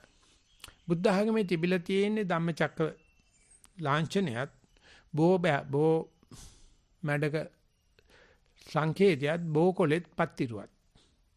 මේවා නැති තැනක් ලෝකේ නැහැ. එක තැන පේනවා හැම තැනම බුද්ධ ආගම පැත්තට. මේකේ සංකේතය වශයෙන් මේ භික්ෂුව යන තැනක සමහර කට්ටිය බුදුචාන්සේගේ 13 වංශලා කියන නැත්නම් බෝපත්‍රිකයක් කියනවා. නැත්නම් තල්පත්තිරුවක් ගෙනියනවා. නැත්නම් ධම්මචක්කයක් ගෙනියලා ඒ පෝටබල් සැන්ක්ටිටි එක තමයි භික්ෂුව කියන්නේ. එතකොට භික්ෂුව කියලා කියන්නේ බුද්ධ ධම්ම සංඝ කියන්නේ ත්‍රිවිධ රත්නයේම සංකේතයක්. ඉතින් ඒකයි ඒ අවිදින්නන් අතර ධර්ම දූත සේවයේ විතර වටන තවත් දෙයක් නැහැ. සංචාරක ව්‍යාපාරය හොඳයි පය දාච්ච බල්ලෝගේ ඇවිදිනවා. ඇවිද්ද පය දහස් වටි. නමුත් මේ ධර්ම දූත සේවාවක් සඳහා යන භික්ෂුවක් කරගත්තොත් දෙවියන්ට කරන්නත් බැයි වැඩි, බ්‍රහ්මයන්ට කරන්නත් බැයි වැඩි. බුදුචාන් වහන්සේ සඳහන් කළේ චරත බික්කවේ චාරිකම් බහුජන හිතාය බහුජන සුඛාය අත්තාය සුඛාය හිතාය සුඛාය දේව මනුස්සාන. ඉතින් ඒ භික්ෂුවක් පැවිදි වෙච්ච තේරවාදී වෙච්ච වෙන්න ඕනේ. යම් කිසි කෙනෙක් තමන් මේ ආනාපාන කියන්නේ මේකයි, සතිය කියන්නේ මේකයි, සක්මන කියන්නේ මේකයි කියලා තේරුම් ගන්න කාටද කියලා දෙනවනම් භික්ෂුකණේට වැටෙනවා. ඒක අද සිද්ධ වෙන්නේ ඇත්තට මේ සම්මත භික්ෂුන් වහන්සේලා නෙවෙයි. උගාක් වෙලාවට ඒ ධර්ම දූත සේවාව කෙරෙන ඇත්තෝ ඉන්නවා. ඒකට කියන්නේ කොන්ෂස් සාමි කියලා. ඒගොල්ලෝ දන්නවා කෑ ගහන්න ගිහිල්ලා බොහොම සරල ජීවිතයක් ගත කරන ගමන් ආදර්ශවත් විදිහට ජීවත් වෙන අර කොන්ෂස් සාමියකින් අනික් අය දැනුවත් කිරීමක් කරනවා. ඒ නිසා භික්ෂුව තමයි ඇවිදින්න පුළුවන් අයගෙන් ප්‍රධානිය. ඊට පස්සේ කතා කරන්න පුළුවන් අයතෙන් ප්‍රධානම කෙනා බුදුහාමුදුරුවෝ. බුද්ධෝ පවදතං වරං. බුදුජානසෙත් කතා කරනවා. කතා කරන්න එපයි කියලා කියන කතා කරනවා. අනිකර කතා කරන්න එපයි කියන්නේ. මොකද අනික් අය කතා කරුවොත් අකුසලයක්. ඒ නිසා බුදුරජාණන් වහන්සේ කතා කරලා කියන්නේ තන්නිපතිතානං වෝ බික්කවේ ද්වයං කරණීය ධම්මී වා කතා අරියව තුන්නී භාව. කතා කරනවා නම් ධර්ම කතාවක් කරපන්. ඔය විද්‍යාව කියලා කුණුහරුප කතා කරන්න යන්න එපා. බුදුන් පහළ වෙලා තියෙනවා ධර්මයේ තියෙනවා සංඝයා ඉන්නවා ඒක කතා කරනවා කතා. කවුරුත් අහන්නේ නැහැ. ඒතර කතා කරන්න දෙයක් නැහැ. නිසා කියන්නන් අතරින් පවදතං වදනය වරෝ බුදුරජාණන් වහන්සේ තමයි බුද්ධෝ පවදතං වරං. ඉතින් ඒ නිසා අපි කල්පනා කරන වෙලාවක කතා කරන වෙලාවක ක්‍රියා කරන වෙලාවක ඒ බුද්ධ රත්නය ශීපත් කරගෙන එතන මේ විද්‍යාව පෙන්නන ප්‍රතිපදාව ධර්මයේ ශීපත් කරගෙන මේ සංඝයා ශීපත් කරගෙන කටයුතු කරන බව අපි දන්නව නැත්නම් අපි යම් සීලයකට givisගෙන කටයුතු කරන ඕක තමයි සෝවන් වෙනවා කියන්නේ.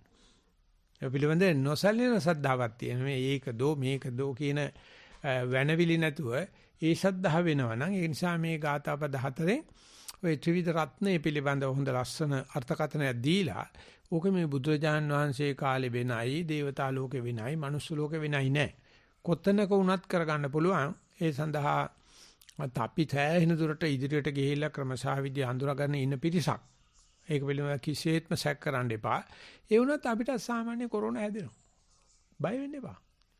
අපිටත් ඔය එන්න තියෙන දේවල් වෙනවා. ඒ තියෙද්දි මේක ඉදිරියට ගෙනියනවනම් අන්නේ සඳහා තමයි මේ ධර්ම දේශනාවේ සඳහා පිහිට ආධාර වේවා කියන ප්‍රාර්ථනාවේ ධර්ම දේශනාව මෙතන නතර කරනවා. සියලු දෙනාට සනසිමුදා වේවා කියලා ප්‍රාර්ථනා කරනවා. හොඳයි. අපි පැයකට පොඩ්ඩක් වැඩි කාලයක් මම හිතන්නේ ගත කරලා තියෙනවා ධර්ම දේශනාව සඳහා. අපිට තා තියෙනවා තැයෙන කාලයක්. ඒ නිසා මම ආරාධනා කරනවා අපි බ්‍රහස්පතින්ද ධර්ම දේශනාවෙන් පස්සේ කරන ධර්ම සාකච්ඡාව සඳහා කාලයයි කාට හරි ඉදිරිපත් කරන දාදාත්මතින් හෝ නැත්නම් තමගේ කමඨාන් සුද්ධ කිරීම පැත්තෙන් හෝ නැත්නම් යෝජනා චෝදනා මාර්ගයෙන් හෝ යමක් කියන්න තියෙනවා නම් කරුණාකර ඉදිරිපත් කරන්නයි කියලා මම කරුණාවෙන් ආරාධනා කරනවා ධර්ම සාකච්ඡාවේ නාමයෙන්. අවසරයි ස්වාමීන් වහන්සේ බණ භාවනාව පිළිබඳ ප්‍රශ්නයක් සායනස ගොඩක් වෙලාවට දවසේ අන්තිම පර්යංක විතර යද්දී සක්මන් ඉවර වෙද්දිම අර පෙරණිමිදි තියෙනවා අනිවාර්යෙන් අර නිින්දකට තමයි යන්නේ කියලා. එතකොට පර්යංකෙට ගිහින් ඇත්තටම විනාඩි 20ක් විතර මේ ගියාට පස්සේ නිින්ද යනවා. එතකොට ස්වාමීන් වහන්සේ ඉවරුනාම හිතෙනවා අන්තිම පැයත් සක්මනම ගෙනිච්ච නම් ඉවරයි. දැන් මේක නිින්දට යනවා කියලා දැනත් ගිහින් පර්යංකේ වාඩිනවට වඩා සක්මන කරන එක හොඳයි කියලා හිතෙනවා. ඒක පිළිබඳව ඔබ වහන්සේගෙන් අවවාදයක් ගන්න. ඔය කියන්නේ නිින්ද යන්නේ පර්යංකයට ගියොත් එන්චා යෝගාවචරයාගේ කතා කරන කෙනාගේ මතයක් තියෙනවා ඒ අවදි භාවය ඊට වැඩිය හොඳයි කියලා. ඒ සඳහා තියෙන උපක්‍රමය තමයි සක්මන. ඒ නිසා වැඩි වෙලාවක් අවදියෙන් සක්මනේ ගත කරන එක හොඳයි කියන මතය තමයි මම හිතන්නේ මේක කියවෙන්නේ. එතකොට නිින්ද හොඳ නැහැ. නිින්ද යන්නේ පරියන්කේ විතරයි කියන වගේ දෙකක් කියවෙනවා යතින්. නමුත් ඒකත් එහෙම නැහැ. සක්මනේ ඉනකොටත් නිදිමත වෙනවා. සක්මනේ ඇවිදින කොටත් තෝන්තු වෙන ගතියට යනවා. ඒ වගේම ඒක හොඳ නැති දෙයක්ද හොඳ දෙයක්ද කියන එකත් සලකා බැලිය යුතුයි. ඒ නිසා නිින්දක් තියෙනවා කෙලස් නිින්දක්, තව නිින්දක් තියෙනවා මේ හිත හැංගී ගැනීම. හිතේ ප්‍රතිෂ්ඨාව නැති වෙනකොට හිත හැංගෙනවා. ඉතින් එතන තමයි අපි මේ හොරා පොලිස් සෙල්ලමේ හොරා කොටු වෙන වෙලාව. ඉතින් කොටු වෙන වෙලාවේ එයා දන්න දහංගට සේරම දානවා පැනලා යනවා. ඒක බුරුමේ පඬිස්සමන් කියනවා මිනිමරුවෙක් උසාවියට ගෙනල්ලා පොලිසියෙන් කියනවා අසවල් කෙනාගේ මරණයට අපි මෙයාව තමයි වර්ධිකාරය වශයෙන් පෙන්වන්නේ කියලා නඩු ගහනවා. තමුන් මේට වර්ධිකාරය නිවර්ධිකාරය. අනේ 5000 බුදුන් දෙවියන්ාත මං නිවර්ධිකාරය. නැත්තම් නඩුවක් යන්නේ නැහැ.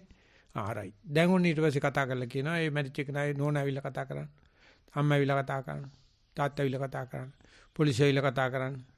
මාන පරිශ කතා කරනකොට පැහැදිලිව කියන මේ මනුස්සයා වැඩේ කරලා තියෙන කියලා. මේ මනුස්සයා කියන මන් නිවර්තිකාරයි කියලා. ඉතින් එහෙම කරගෙන ඉන්න වෙලාවේදී ඒ කට්ටිය මේකතු වෙලා කිව්වොත් එහෙම මේ උඹ බොරු කරන්න දෙන්න එපා, උසාවියේ කාලේ නාස්ති කරන්න එපා, මම වැඩිකාරය කරනවා කියලා.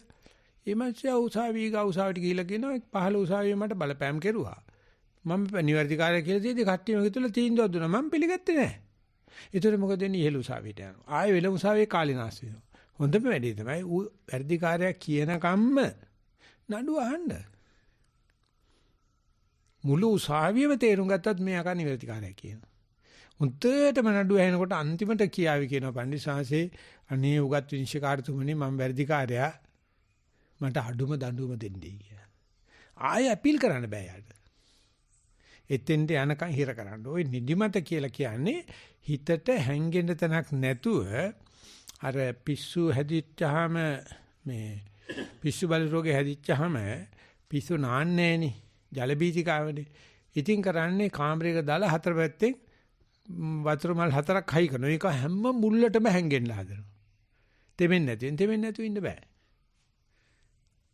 ඒ වගේ තමයි අපේ කෙලෙස් වලට හැංගෙන්න තැනක් නැහැ. පරියන්කෙත් නින්ද යනවා, හිටගෙනත් නින්ද යනවා. ඉතින් නින්දක් තියෙනවා, කෙලෙස් නින්දක්. නමුත් මේක ලොකු ස්වාමීන් වහන්සේ අඳුරගෙන තියෙන හැම භාවනා ගුරුවරයෙක් අඳුරගෙන තියෙන මේ කියන්නේ හිත ලීන වෙනවයි කිය. හිතට රස මසවුලු නැතුව යනවා. මේ සිද්ධි බහුල බව නැති වෙනවා. කෙලෙස් නැති වෙනවා. රාගය නැති වෙනවා, ද්වේෂය නැති වෙනවා. එතකොට මෝහේ පතු වෙනවා. ඉතින් ඒ වෙනකොට ඇවිදලා හරියන්නේ නැහැ. ඇවිදිල්ලෙන් තමයි අපි ඒක හිර කරලා ගන්නෙ. ඊට පස්සේ පරියන්කයකට දාලා හෝ නැත්නම් ඇවිදිල්ලේදී හිර කරලම තියන්න ඕනේ. හොද්දි බහිනකම්ම තියන්න ඕනේ. නිවැරදි කාර්යයක් කියනකම්ම නඩු ආන. වැරදි කාර්යය කියපු දාසේ හරිද උත්සාහ විතර තේරෙනවා. ඉතින් ඌ අසං කරන වැරදි කාර්යය කියලා ආයෙ අපිල් බෑ. දැන් කරන්නේ නැහැ. දැන් උසාවි බලපෑම් කරනවා. මේ නිවන් දැකලා වෙන්නේ නැති, මේ නිින්ද වෙන්නේ නැති. ඒම් බෑ. ඌටම කියන්න කියනවා. තොට කෙලස් නැත්නම් කෙලින් ඉන්න බෑ. ඇක්කේනවා. ඉතින් මෙතෙක් සම්පූර්ණයෙන් කෙලස් හිටපු එක දැන් කෙලස් තියෙන තැන් අතනින් මෙතෙන් ආවට ප්‍රශ්නයක් නැහැ. හැබැයි ඒක දරන්න බෑ. උංගව දෙනකොට හරි අමාරුයි මේ සෙනග මැද ඉඳද්දි තමන්ගේ ඉරියව්ව කඩා වැටෙනවා දකින්න, බෙල්ල කඩා වැටෙනවා දකින්න. ඉතින් කවුරුණත් ඒක උපහාසයට ලක් කරනවානේ. කවුරුණත් හිතන එක පෞරුෂත්වයේ අඩුවීමක් කියලා. නමුත් මහජී සයිඩෝ සාංශිකු මේක ප්‍රසිද්ධියේ මහා මේ සාමූහික භාවනාදී වෙන්න අරපන්. ඉතින් ලැජ්ජයි කොල්ල කෙල්ල උවට යන්න. මොකද ගිහිල්ලා බෙල්ල සාක්කුවේ දාගෙන භාවනා කරන්න කැමති නෑනේ. ඒකට මුණ දෙන්න ඕනේ. ඒකට භාවනා ලෝකේ කියන්නේ නින්දට අවදි වෙන්න කියලා. මේ නින්දට එන්න ඇරලා ඒකට ලොකු ස්වාමීන් වහන්සේ දීවික තමයි නින්ද එන්නේ එක සැරේ නෙවෙයි. ඒකට පෙරමග ලකුණු බලන්න කියලා. පණ්ඩිත ස්වාමීන් වහන්සේ දීපු උත්තර තමයි නින්දෙන් අවදි වෙන්නේ අරමුණටද නැද්ද කියලා බලන්න. ඒ නිසා ටැක්ටික්ස් ගොඩාක් තියෙනවා. ඒ නින්ද පාලනයක් යටතේ හිත සංගෙවි ගැනීමක් කියන බවට තාහුරු කරන්න යෝගාචර උත්සාහ කරන නැත්නම් නින්දට බයේ ඒ මොන දෙන්නේ නැතුව පැනලා යනවාද කියලා. ඒ නිසා සක්මනේම නිතර ගත කරනවා කියන එක විදියකට මේක අවබෝධ කරනවා හරහා යනවා වෙනුවට ඒක මග අරින ක්‍රමයක්. එහෙම තමයි අපි සාමාන්‍යයෙන් ආධුනිකයා කරන්නේ. එහෙම තමයි සාමාන්‍ය සමත යෝගාවචරය කරන්නේ. දෙකම වැලිඩ්. ඒ දෙකම සම්මත ක්‍රම තේරවාදී. නමුත් සත්‍ය ගානට ආවට පස්සේ ඒකටම යනවා. ඒකටම යනවා ආය නිදිමර වැටෙනවා. ඒ හේතුව මොකද? එතකොට යාගේ තදබල රාග තදබල ද්වේෂ නැහැ. ඒව තියෙනවා නම් නැට්ට කෙලින් කරගත්ත ගමන් ඉන්නේ. අවදීන්නේ. දැන් මේ දෙකම නැහැ. ඒ නිසා අන්ත දෙක ලං වේගන එනකොට ඒ නිදිමත ගතිය, කම්මැලි ගතිය, ඒකාකාරී ගතිය එනකොට භාවනා මධ්‍යස්ථාන හිටියොත් හොඳයි. නැත්තම් කචා. නැත්තම් අපි ලෝකෙට දෙන ආදර්ශ හොඳ නැහැ. ඒක නිසා බුදුරජාණන් වහන්සේකට පටිසල්ලාණේ කියන වචනය පාවිච්චි කරා. රහස්‍ය ස්ථාන කියලා කියන්නේ. සායන්න සමයන් පටිසල්ලාණා වුට්ඨිතෝ හන්දෑ සමයේ පටිසල්ලාණේ නැගී සිට. විවේක ස්ථානයේ නැගී සිට තමයි කාශ්‍යප මහ රහතන් වහන්සේට පිරිත් කියන බුදුරජාණන්සේ වඩින්නේ. මේකට ජංගා විහරණය කියලාත් කියනවා. අපිට මේ රහස්‍ය ස්ථානයක් ඕනේ අපේ පරිශ්‍රණය කරගන්න. ඉතින් අපි ඔක්කොමලා පිස්සු නම් ඉතින් ප්‍රශ්නයක් නැහැ නේ. ඔක්කොමලා ඉතින් කට්ටියම එක්ක බුදි වෙනවා එක්ක බුදි වෙනවා. ළඟ ළඟනේ. ඔය දෙකම තියෙන භාවනා මධ්‍යස්ථාන විතරයි. ගමේ කඩේ නැහැ. මාළු මාකට් එකේ නැහැ. සුපර් මාකට් එකේ නැහැ. මේ නින්ද නැති ලෙඩක් තියෙන යන්න භාවනා මධ්‍යස්ථාන. ඒකේ උගන්වනවා ඉඳගෙන බුදිය නැහැ. ඒකේ උගන්වනවා ඇවිදිනකොට බුදිය නැහැ. ඒකේ උගන්වනවා නිදාගත්තා නින්ද එනව නැහැ. ඇඳට ගියාම නින්ද යන්නෙම නැහැ. මාරු සෙල්ලන්නේ ඇති. ඉතින් මට සයිලම් කියලාත් කියන. ඒ කියන්නේ පිස්සන් කොටු වගේ තමයි. ඉතින් ඒක මේ ප්‍රශ්නේ මුල් ආපු දවස්වල ඇහුවනම් හොඳ වටින ප්‍රශ්නයක් තමයි. දැන් ටිකක් වයසක කෙනෙක් නිසා ප්‍රශ්නේ නිකන් කුරෝළු වෙලා වගේ තියෙනවා. අවසරයි සයන්නාංශ. මෙහෙන් එනවා ප්‍රශ්නයක් පොඩ්ඩක් ඉන්න රජ. අවසරයි සයන්නාංශ මේක මගේ අත්දැකීම සම්බන්ධයෙන් මේ ප්‍රකාශ කිරීමක්. මොනයි දෝෂයක් තිබ්බොත් හදනසේක්වා මේ ඔබ වහන්සේලාගේ වචන ඔබ වහන්සේගේ වචන විශ්වාස කරලා තමයි අපි මම මේ විශේෂයෙන් මේ මාර්ගයට වැටුනේ. ඉතින් ඒක මේ නැත්තම් බුදුහාඳුරුගේ ත්‍රිපිටකය අපි විශ්වාස කරා නම් ඊට කලින් අපි ඒකට මාර්ගයට වැටෙන්නේ. ඉතින් ඔබ වහන්සේ යම් කිසි සහනයක් ලැබුවද ඒ නිසානේ අපිට කිව්ව ඉතින් අපිත් මේ මාර්ගයේ ගිය නිසා යම් සහනයක් ලැබුවා මේ සතිය සමාධිය වැඩිම සම්බන්ධයෙන්. නමුත් මම ගිය වසරේ සතිය සමාධිය වඩන ගමන් මේ හුඟක් ඔය අහන්නම් වෙන පංච උපාදානස්කන්ධයේ උදේවැය මේ මෙනෙහි කරන්න කියලා නුවණින් මම පොඩ්ඩක් ඒ පැත්තට යොමු වුණා කරන ගමන්.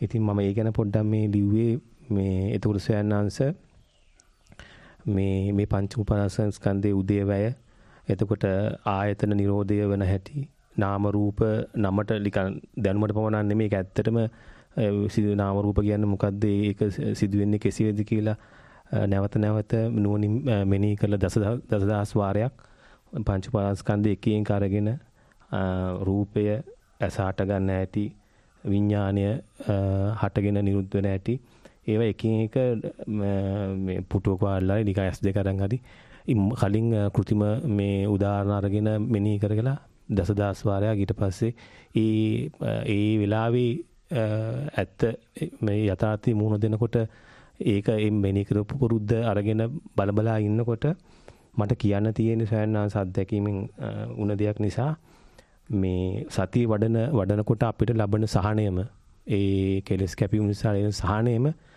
මේ පංච උපාදානස්කන්ධය ඒ වෙලාවේ නුවණින් මෙනෙහි කිරීමෙන් ආයතන නිරෝධය දකින ඒ විදිහටම මෙනෙහි කරනකොට එසේම වෙනවා ඒ දෙකේ අතර වෙනසක් නැහැ කියලා මට කියන්න පුළුවන් කිසිම මේ බයක් නැතුව මේ මට ඒ ගැන මේ ප්‍රකාශ කරන්න මේ ඕනාවක් තිබ්බ මේ අවස්ථාවේ ඒක මම මේ අවස්ථාවක් කරගත්තේ සයන්නාංශ. නැත්නම් විරුද්ධ වාදපතයක් නගනවා. ඒ වාදපතේ තමයි යමක Nirodha ගෙවන් කිරීම ආයතන වශයෙන් හෝ උපාදානස්කන්ධ වශයෙන් කිව්වොත් අනිවාර්යයෙන්ම ද්වේෂයෙන් කරන්න. ඒකට කියනවා නාස්තික වාද උච්ඡේදවාද කියලා. ඉතින් ඒ නිසා මේ හිතලා බලලා අනිච්ච බලන එක, හිතලා බලලා Nirodhe බලන එක, හිතලා බලලා විරුද්ධේ බලනකොට එතන ද්වේෂේ නෑ කියලා කියන්න බෑ. මේක ද්වේෂ චරිතයක්. එයාට ඒක ලීසි. එයාට ආසයි වැඩිට. තව කෙනෙකුට ආස නෑ. ඉතින් ඊට පස්සේ බැලුවොත් එහෙම පේනවා. නැත් ඒක නෙවෙයි සතිය කියන්නේ. සතියෙන් එහෙම පූර්ව නිගමන නැහැ. ද්වේෂයත් නැහැ, රාගයත් නැහැ. ඒ නිසා යම් වෙලාවක අපි හිතමු ඇත්තටම මම කැමති දෙයක් නිරුද්ධ වුණා. එතකොට මට ශෝකයක් ඇති වෙනවනේ. අපි විපයෝගයක් සිද්ධ වුණා කියලා. ඉතින් එතකොට මේ ප්‍රිය විපයෝගයේ ද්වේෂයෙන් තොරව බලන්න පුළුවන් නම් අන්න ඥානයක් වඩටපත් වෙනවා.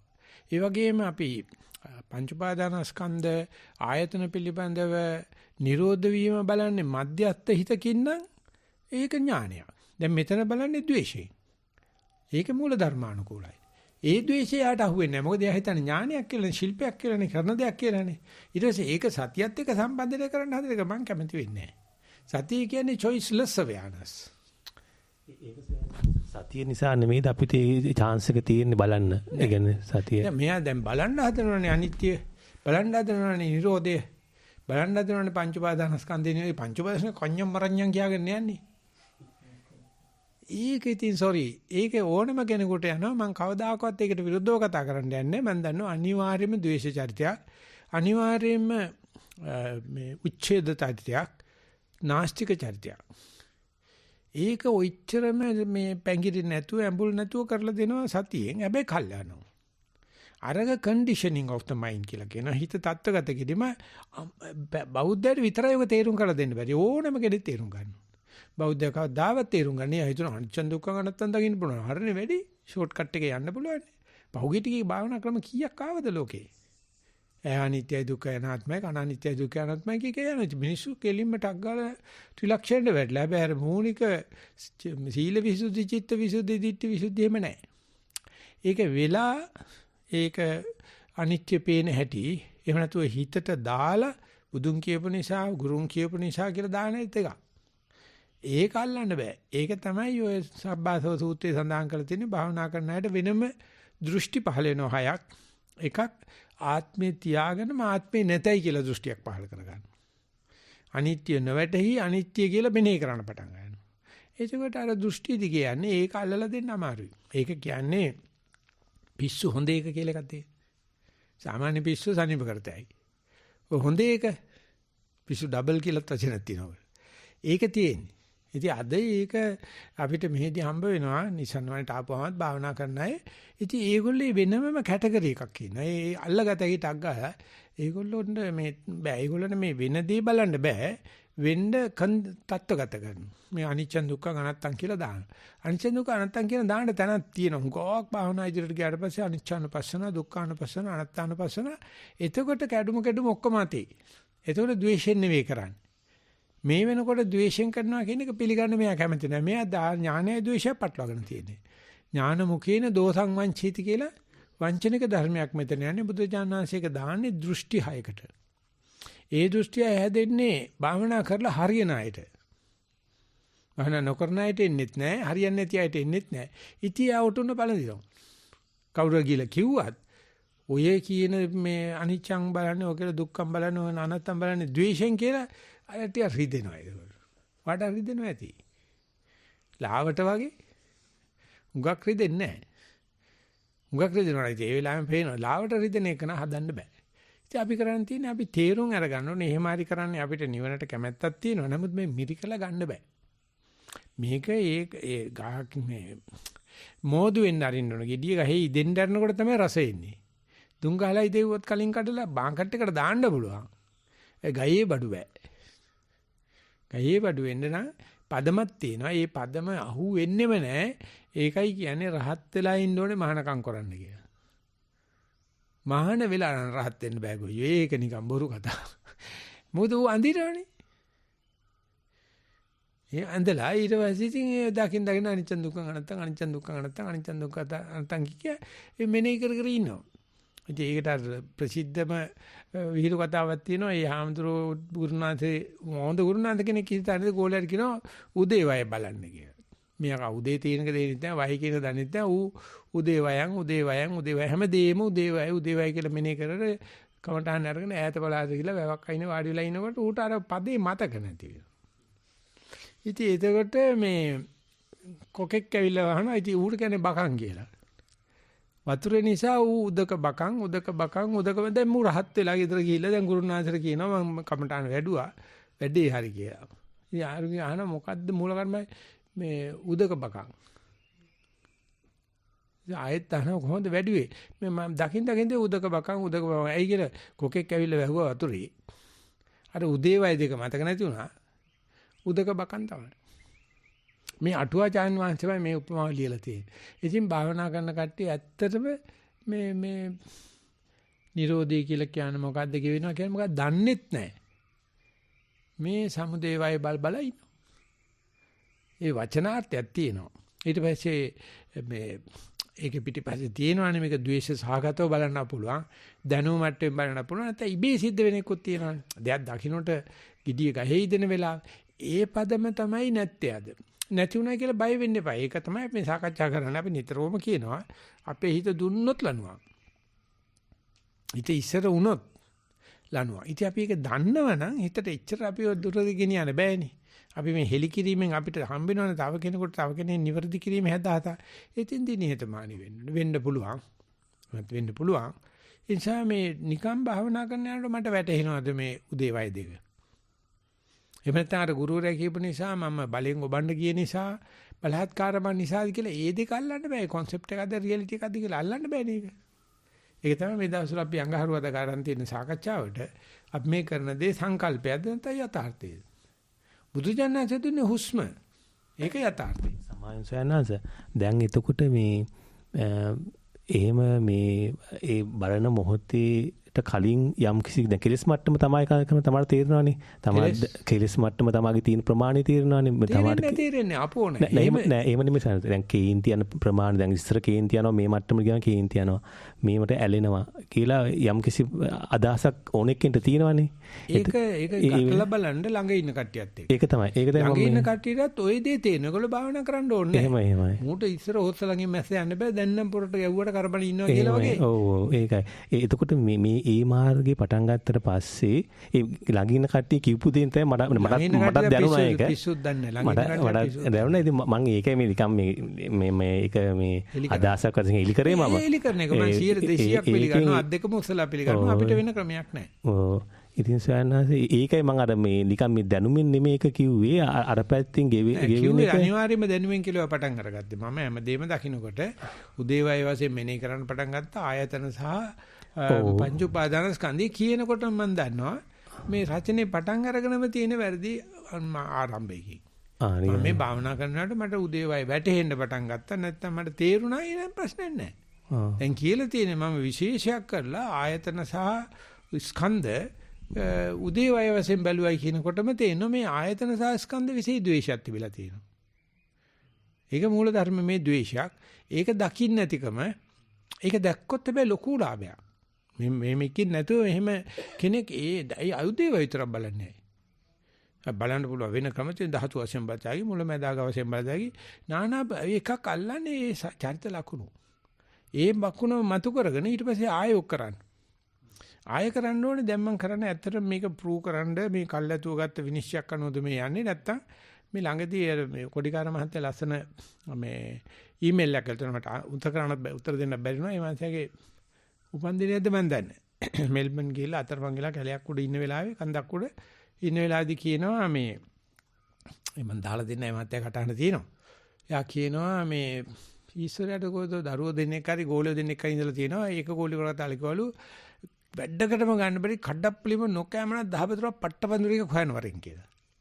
අන්තිකාරි කිව්වලු හොඳම හොඳ ඕදන්න දෙයක් නැතුව සුද්ධවන්තෙක් හොයන වරින් කියලා. ඉතින් අරුව ගිහිල්ලා නරක මිනිස් හොයන මිනිස්සයා ගිහිල්ලා ගොබ්බෑයන් වල වේසමඩු වල හෙව්වලු අනේ උන්ලඟ හොඳ ගුණ තියෙනවලු. කඩප්පුලි හොයන්න ගියාට උංගාව හොඳ ගුණ තියෙනවලු. අනික් කට්ටිය ගලු ආසන භවනා මධ්‍යස්ථාන දේවාල අම්මෝ ඊවගේ ඉන්න හරියක් ඉන්නේ පිස්සවලු. ඒකෙත් හොඳ මිනිස්සු දෙන්නම ඇවිල්ලා කිව්වලු මේවයි මම බැලුවා එහෙම 100ක් නරක කෙනෙක් හොයාගන්න අමාරුයි කියලා. අනිත් එක නේකවලු අනේ මාත් ගිහලා බැලුවා 100ක් හොඳ කෙනෙක් හොයාගන්න අමාරුයි කියලා. එහෙම නෑ ඔක්කොම හොඳ නරක දෙකම තියෙනවා. ඊට පස්සේ කොඩිකාර මහත්තයා දෙනවා යාගේ අර්ථකථනය. යා කියනවා මේ වගේ නරක තැන් වලට ගිහිල්ලා නරක මිනිස්සු හොයන්නේ මිනිහා පූර්ව නිගමනයක් ඇතුළේ යන්නේ නරක තැන් වලට. හොඳ මිනිස්සු යන හොඳ තැන් වලට යන මිනිහා පූර්ව නිගමනේ විතරයි උට පේන්නේ. ඉතින් විද්‍යාඥයා කියන්නේ කවුද? ඒක එක්ස්පෙරිමන්ට් එක ලියනකොට ප්‍රොපෝසල් ලියනකොටම බලන්න ඕන දෙලිය ඉවරයිනේ. ඒකනේ පේන්නේ. අද නීතිඥයා මොකද්ද කරන්නේ? මගේ මනස දිනවන්න ඕනේ. ඉතින් ඒකට තර්ක හදනකොට ඉතින් ඌ කල්ලාතු විනිශ්චය දෙලා ඉවරනේ. අද එක ජජ් කෙනෙක් ඉන්නවද මන්ට ලෝකේ පූර්ව නිගමනකින් තොරව තීන්දුවක් කරන්න පුළුවන්. ජජ් කියන්නේ තීන්දුවක් කරන්න පුළුවන් වෙන්න eBay. ඌ දේශපාලනඥයන්ට බයයි, සල්ලි වලට බයයි, ගෑනුන්ට යටයි. දෙන තීන්දුව ඔක්කොම එහෙමයි. ඉතින් ඒ නිසා ලෝකෙම තියෙන පූර්ව නිගමනවල. ඒ පූර්ව නිගමනේ ශිෂ්ට මනුස්සය ගාව විතරයි තියෙන්නේ. වැද්ද ගාව නැහැ. උණ්ඩ පූර්ව නිගමන නැහැ. උණ්ඩ මොකක්වත් නැහැ. තිරිසන ගාව නැහැ. දැන් තිරිසනුන්ට දැන් ඔය දැන් මේින රිලොන්ට මම සාමාන්‍යයෙන් දැන් නමුත් මමද වෙන සංඝයාද කියලා අඳුරන්න බෑනේ උට. දැන් මේ ආමුතු කියොත් මේ ආමුතුර ගහනද මට ගහනද උට අල්ලන්න බෑ. මොකද ඌට ඩෙන්ටිටි කාඩ් නම්බර් එක මතක නැහැ. මං ඒ වෙලාවේ ගියොත් ඌ මට ගහනවා.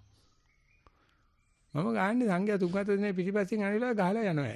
ඒතර පිටිපස්සින් ඉන්න සංඝයාට කනකොට ඒ සංඝයා දන්නේ නැහැ මේ මොන කරදරයක්ද මේ කියලා. මම කරන්නේ මයි පිටිපස්සේ ඉන්න බෑ. ඒ නිසා සාමාන්‍ය හරි මම හරි මයි පිටිපස්සේ යන්නේ. අවස්ථාව ආවනේ මම කරලා යනකොට ඔන්න පිටිපස්සේ රිලෙව ඇවිල්ලා ගහනවා. ඌට පින්නලා තියෙන්නේ අර ඌට අඳුරන්නේ මොකද අර ඌ පූර්ව නිගම නැහැ. සංඝයා ඔක්කොම එකයි ඌට. ඔය අපේ වගේ සමාජවාදී ෆුල් තියනවා උගාව. මිනිස්සයා විතරයි හරියට බලලා කරලා යන්නේ. ඒ නිසා අපි ඕනම දෙයක් කතා කරන ඉස්සෙල්ලා පූර්ව නිගමනේ හදාගත්තට පස්සේ ඕනම දෙයක් අපිට කියන්න පුළුවන්. ඉතින් ඒ පිස්සු ලෝකයක් මේ එළියේ තියෙන්නේ. ඒ අංශය දන්නෙත් නැහැ මේ දුවන්නේ පූර්ව නිගමනේට කියලා. ඒක දකින්න එක විතරයි ඔය සත්‍යයි choiceless awareness කියන එකයි මගේ ජීවිතේට කෙලිම බලපෑවා. පූර්ව නිගමන මොකක්වත් එපා. මම ළඟින් තියෙන හුඟක් තියෙන පූර්ව නිගමන මම දන්නවා. මම ඒක හොඳ නැහැ. මම බලන්න ඕනේ ආයෙසරයක් හම්බ වෙනකොට අලුතෙන්. පූර්ණ නිගමන නැතුව. ඉතින් ඒකට පැවිද්ද ටිකක් පොඩි ගේම ඇත්තටම උදව්වක් වුණා. අලුතෙන් කල්පනා කරන්න පුළුවන් දැන්. ඉස්සර තිබුණේ වෙන ජීවිතයක් නේ. ඉතින් දවසින් දවස බලනවා අලුත් වෙන්න. ඉතින් අලුත් වීම වෙන්න බෑ අනිච්චන් දුක්ඛම් බලන්න ගියොත්. අනිච්චන් මේ උදේවය බලන්න ගියොත් එහෙම අපි මේ පූර්ණිකම නැහැ කියන්න බෑ. උදේවය වැටේනවන එක වෙනම කතාවක්. මම දන්නේ මං කියන එක තේරෙනවද කියලා. හැබැයි මේ දකින්න දෙයට මේ උදේවය බලන්න ගියොත් මං කියනවා පටිගේ තියෙන කියලා. හැම ආගමකම පටිගේ තියෙනවා. හැම ආගමකටම අපායට බයයි, යකාට බයයි, මාරයට බයයි. ඒව පිළිබඳව පුදුම ද්වේෂයෙන් කතා කරන්නේ. ඒ උනට ඒක තමයි වැඩිම අනිවාර්යයෙන්ම හම්බෙන්නේ එක අපිට. උත්ති පොඩ යාළුවෙන්කෝ මාරයත් එක්ක. අපායට ගියාමත් ඔය මේ දැන් ඔය තියෙන ඒවට අමාතර දෙයක් නෑ. අපායේ කොරෝනා නෑ. ගින්දර වැඩිනේ. කොරෝනා තියෙන්නේ සීතීත්ව තියෙන පැතිවල. සීත නරකේදී ඇති කොරෝනා. සාමාන්‍ය අවිචි නරකේ වගේ කොරෝනා තිබුණාට ප්‍රශ්නයක් නැහැ. නිරෝධායන කරන්න ඕනේ නැහැ. ඒවට පුරුදු වෙන්න ඕනේ. මේ ජීවිතේ අපිට මිනිස්සු බයිනකොට මේ මිනිස්සු අපිට චෝදනා කරනකොට අපිට ජඨරාග්නේ නැගලා බඩදවිල්ල එනකොට හරි. අපායට ගියයි කියලා විශේෂ දෙයක් නෑ. ඕකම තමයි. මෙහෙදි කාලා ගිය එක දැක්කොත් යම රජුරු නැගිටලා ගියා මචං මෙතන පොඩ්ඩක් වාඩි මට පොඩි වැඩ කර තියෙනවා කියලා අපිට ගියයි යම රජකම බාරගන්නයි කියලා. නැත්තම් එහෙම අම්මා සත්තන් දාලා ගණ කාපි ගිනිවන්තේ දාපු කටුඹුල නැග පිටුවයි කිව්ද අපි ඇත්තේ කටුඹුල තියෙනවා අපි නැගලා බෑලක් තියෙනවා. කොයි එකද නගින්න ඕනේ තමසෙට? රජු හොම්බෙන් යන්නේ. ඔය තියෙන පැමිණි දුක් පැනිරයි කියනවා මිසක්කා මේක අනිච්චන් දුක්ඛං අනාත්තං වශයෙන් පරික්ෂා කරන්න යෑම තෝ ප්‍රත්‍ය කියලා තමයි උගන්වන්නේ. අනිච්චතෝ අනිත්‍ය වශයෙන් බැලුවට කමක් නැහැ. හැබැයි මේ පූර්ණ නිගමනයක් බව දැනගන්න. වෙන මම මොකුත් කියන්නේ මම මේකේ දෝෂයක් දකින්නේ අනිච්චානුපස්සන ඥාන අනිච්චතා කියලා තුනක් පෙන්නන ඕන මේ සවිස්තර විදර්ශනා භාවනා කියන පොතේ අවසානට ඒ ශාන්ති විස්තර කරනවා අනිත්‍යතාවයේ තියෙනවා. අනිත්‍ය අනුව බැලීම තියෙනවා. අනිත්‍ය අනුව බැලීම ලැබෙන ඥානය කියලා තියෙනවා. තුනක් එන්න ඕනේ. අනිත්‍යනෝ බලනවයි කියන එක ඥානේ නැතුව බැලුවොත් ද්වේෂය. දුක්ඛත් එච්චරයි. ඉතින් ඒ නිසා ඔය උදේවය බැලීම කියන එකේදී මම එකම කාරණයකට මම මේ කතා කරන්නේ. ඒක පූර්ව නිගමනයක් ද්වේෂපද නෙමෙයි ගිය එකක් කියන එක විතරයි මම කියන්නේ. ඒක දැනගෙන කරනවා නම් ඔන්න හරි. අද සාකච්ඡා කරපුවකින් ප්‍රයෝජනක් තියෙනවා. නිරංජා. අවසරයි ස්වාමීන් වහන්සේ. ස්වාමීන් වහන්සේ මේ පැත්තෙන් වාර්තා දෙකකුයි කෙටි ප්‍රශ්න දෙකකුයි තියෙනවා ස්වාමීන් වහන්සේ. ඉදිරිපත් කරාතද? හොඳයි. ස්වාමීන් වහන්සේ මේ වාර්තා ඉදිරිපත් කරලා තියෙන්නේ කල්යාණ UK කියන ගෲප් එකෙන්. කල්යාණ UK. හරි. චන්දිමා කියලා කෙනෙක් ස්වාමීන් වහන්සේ ලියලා තියෙනවා. මම ඒක සිංහලෙන් කියවන්නම්. මේ කමඨහන් වාර්තාව මීට මාස 6කට පෙර ඔබ වහන්සේගේ උපදෙස් මත භාවනාව පටන්ගත් යෝගිනියෙක්ගෙනි.